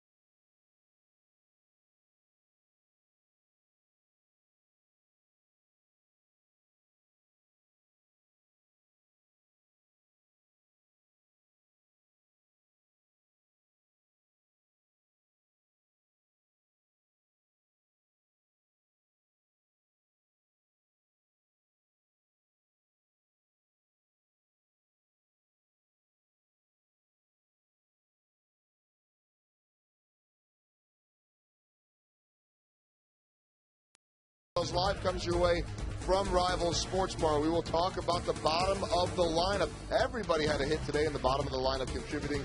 Brian Bannister looking like he might get 5th straight win in a row. He was great. Highlights, interviews, and a preview of the upcoming road trip coming up with Paul Splittorff on Boulevard Royals Live. Brian? All right, thank you, Joel. So the Royals with a 5-run lead, and Mike Aviles, Mitch Meyer, and Unievsky Betancourt against Brad Thomas, who pitched a scoreless 7th. Gave up a couple of hits. And also got Billy Butler to ground into a double play. That helped him out.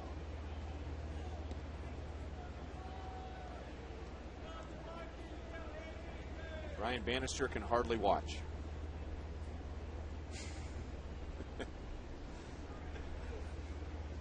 He pitched a great game, and he has been exceptional against the Tigers this year. First 2 starts against Detroit. And if you add in his numbers today, he's given up 5 runs in 19 2/3 innings to the Tigers. Through the right side. I don't know how he does that, striding towards third and hitting it to the right side, but he does it so often, and it's a 2-hit game for Aviles. Well, if you watch his upper half doesn't go with his bottom half. See how the bottom half goes out, but the upper half goes over.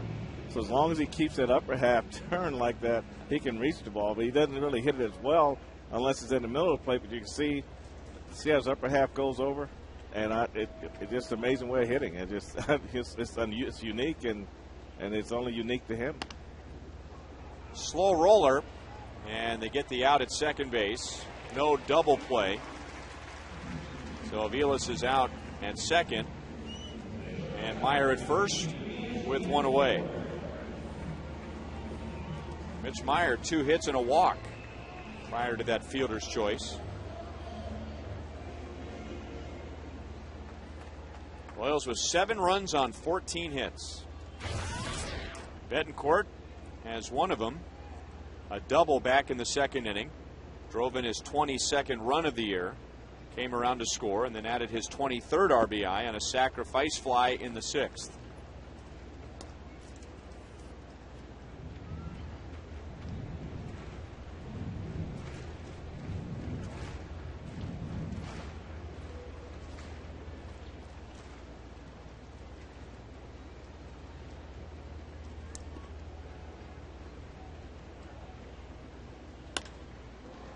Sliced up the line, so it's a long run for Ordonez, and he won't make the play.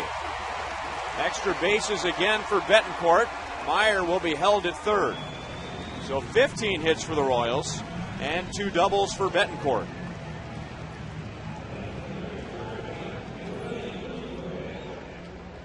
You know, Thomas has really been consistent right in one area, and that's been away. And Raw's hitters are not taking that completely away from him here.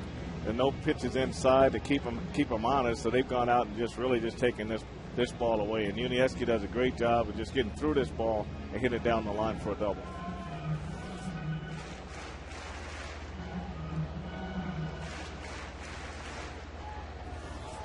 Tigers will bring the infield in for Willie Bloomquist. So unless the Royals squeeze here, Willie's going to have to get something in the air.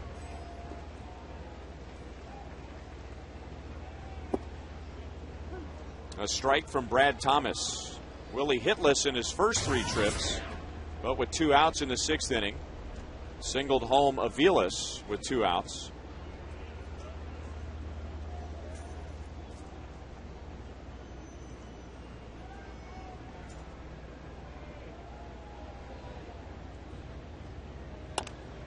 And grounds it to Cabrera. Easy play for him. He's right at the bag. 2 down.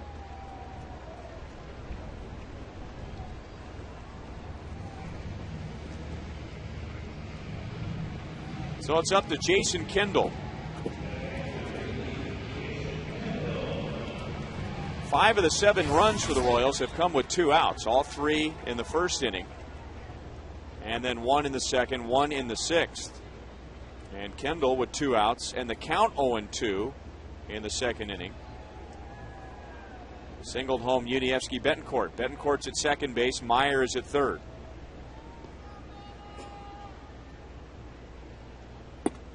Ball 1 to Kendall. He has 7 hits in the series and 4 RBIs. Jason Kendall at the moment is hitting .301.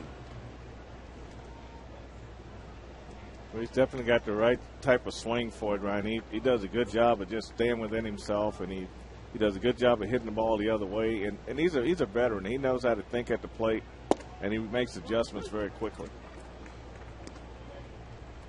From the old school, no batting gloves, just pine tar and wood.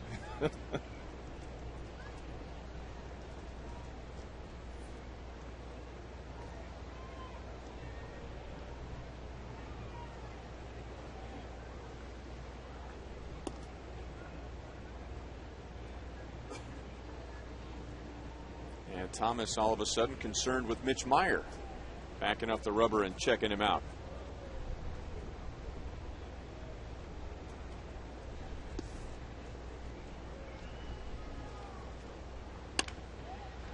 To Santiago. Royals leave 2 in the 8th inning, but lead by 5 as we go to the 9th.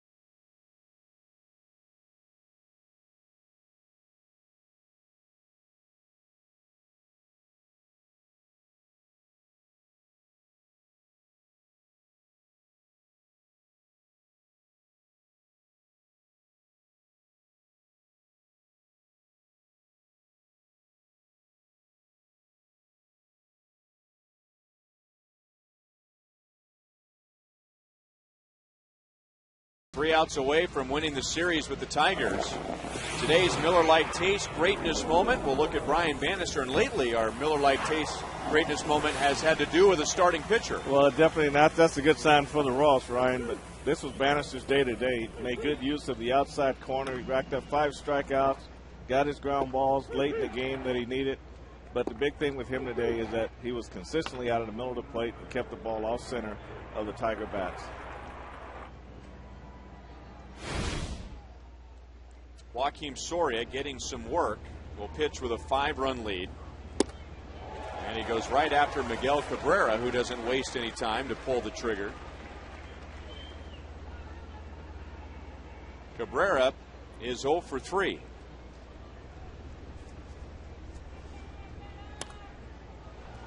No balls and 2 strikes. 2 flyouts and a ground out to third. The ground out resulted in a fine play at deep third, right on the line by Alberto Callaspo.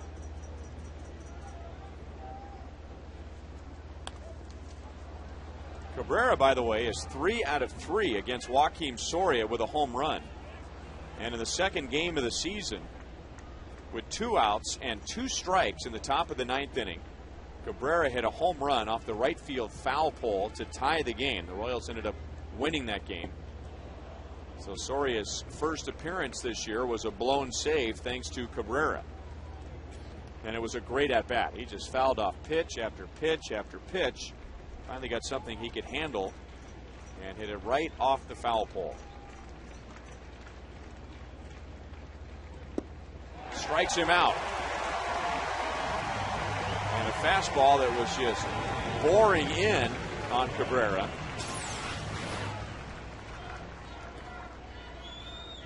So it just goes down underneath his swing, Ryan, and he did a good job of getting this ball down under Cabrera's swing, and he just swung right over the top of it. It goes right to the back leg. I take that back. That was a changeup at 87 miles an hour. Looked like a sinking fastball.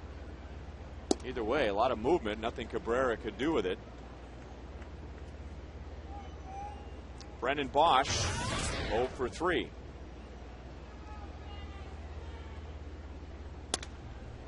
It's not like he broke his bat, but he gets it past Butler and up against the barrier wall in right field for a 2-out double, his 12th of the year.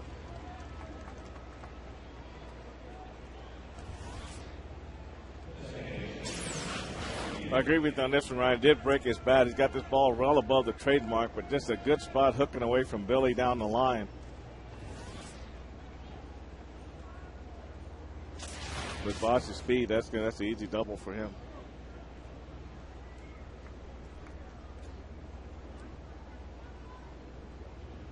And that brings up Carlos Guillen.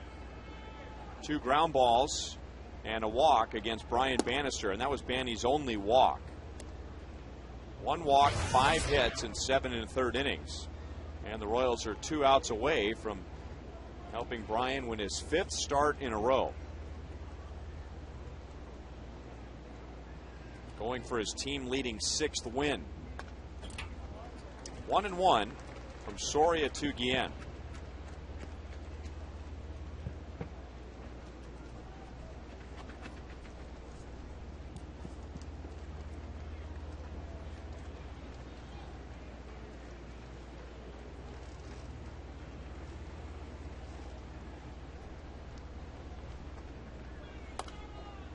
One ball, 2 strikes. When the Tigers were here to begin the season, remember, they were talking quite a bit about 2 rookies. And they're still talking about 2 rookies. But at the beginning of the season, it was Austin Jackson and Scott Sizemore who was at second base. Now it's Austin Jackson and Brennan Bosch. Slow curveball, and that's about all Guillen had left. And grounds to Aviles for the 2nd out. Soria took all the fire out of Guillen's swing. Well, this is what makes him who he is, Ryan. I mean, this ball is so slow, and like he had nothing left but his wrist on this ball here. You see Mike playing back 1 step on the outfield grass. They just had everything gone. He lost all of his backside and just had no bat speed at all on that pitch. So runner at third, Don Kelly takes ball one inside. Kelly doubled and scored. The Tigers' second run in the 8th inning. He's 1 for 3.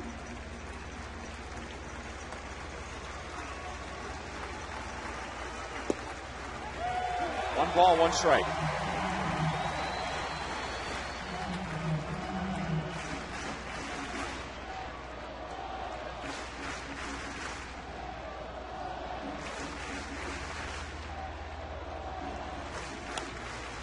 Popped up.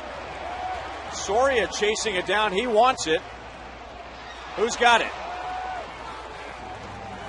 It's Soria. Well, he's not going to get a save, but he wanted that pop-up. Well, when the ball went up, Ryan, you saw Billy look at Mike, and Mike couldn't see it, and Soria recognized that he couldn't see it, so he said, I'll take it myself, but Billy didn't see him call the ball off. Now take a look right here. Soria's already made the commitment to call it, and you don't want Billy running up behind you when you don't expect him to come. So when the ball goes up, Soria looks down, and they see Mike can't see it, and Billy was looking at Mike right away, so Soria decided, I'm going to take this, but when Billy decided he was going to take it, he didn't see Soria call the ball off. That was almost a very expensive collision with the Royals' number 4 hitter and all-star closer. So the Royals win the series. 2-1, 7-2 final. And Brian Bannister wins his 5th in a row. Let's go down to the field, and here's Joel Goldberg.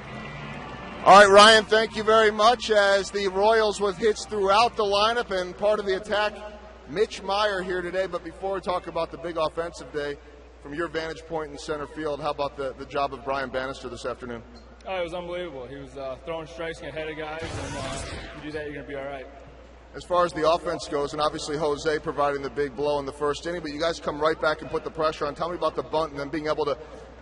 Hold on, we got a visitor. That's it. Great words from Robinson Tejeda. Tell me about the bunt and then getting things going and manufacturing a couple runs there in the second. Yeah, it was big to get ahead of him early and then keep chipping away and adding to our lead. How about just the offense overall as well? I mean, Bonderman obviously is a guy that can be tough, but top to bottom, you guys were able to really do something today. Yeah, we made him come to us. We're patient, make him elevate that sinker, and we were able to get the best of him today. What has it been about this team, too? I mean, you guys have run into some really good pitchers where they've been able to shut you down, but then when that offense gets clicking, double-digit type of hit games. Yeah, absolutely. When pitching always beats good hitting, and there's going to be days like that. But today, we waited him out, and we were able to get ahead of him early and get some runs going. Good job today, Mitch. Thank you. All right, that is Mitch Meyer. Big day for him and the rest of the Royals offense. Also on the mound, we talked about Brian Bannister. Had a great day. Just saw him walking into the clubhouse. He was very pleased with his outing. We'll hear from Banny coming up on Boulevard Royals Live. Let's go back upstairs to Ryan and Frank. All right, thank you, Joel. And Brian Bannister now has the team lead with 6 wins. Royals win the series. Final score is 7-2, and we'll be right back.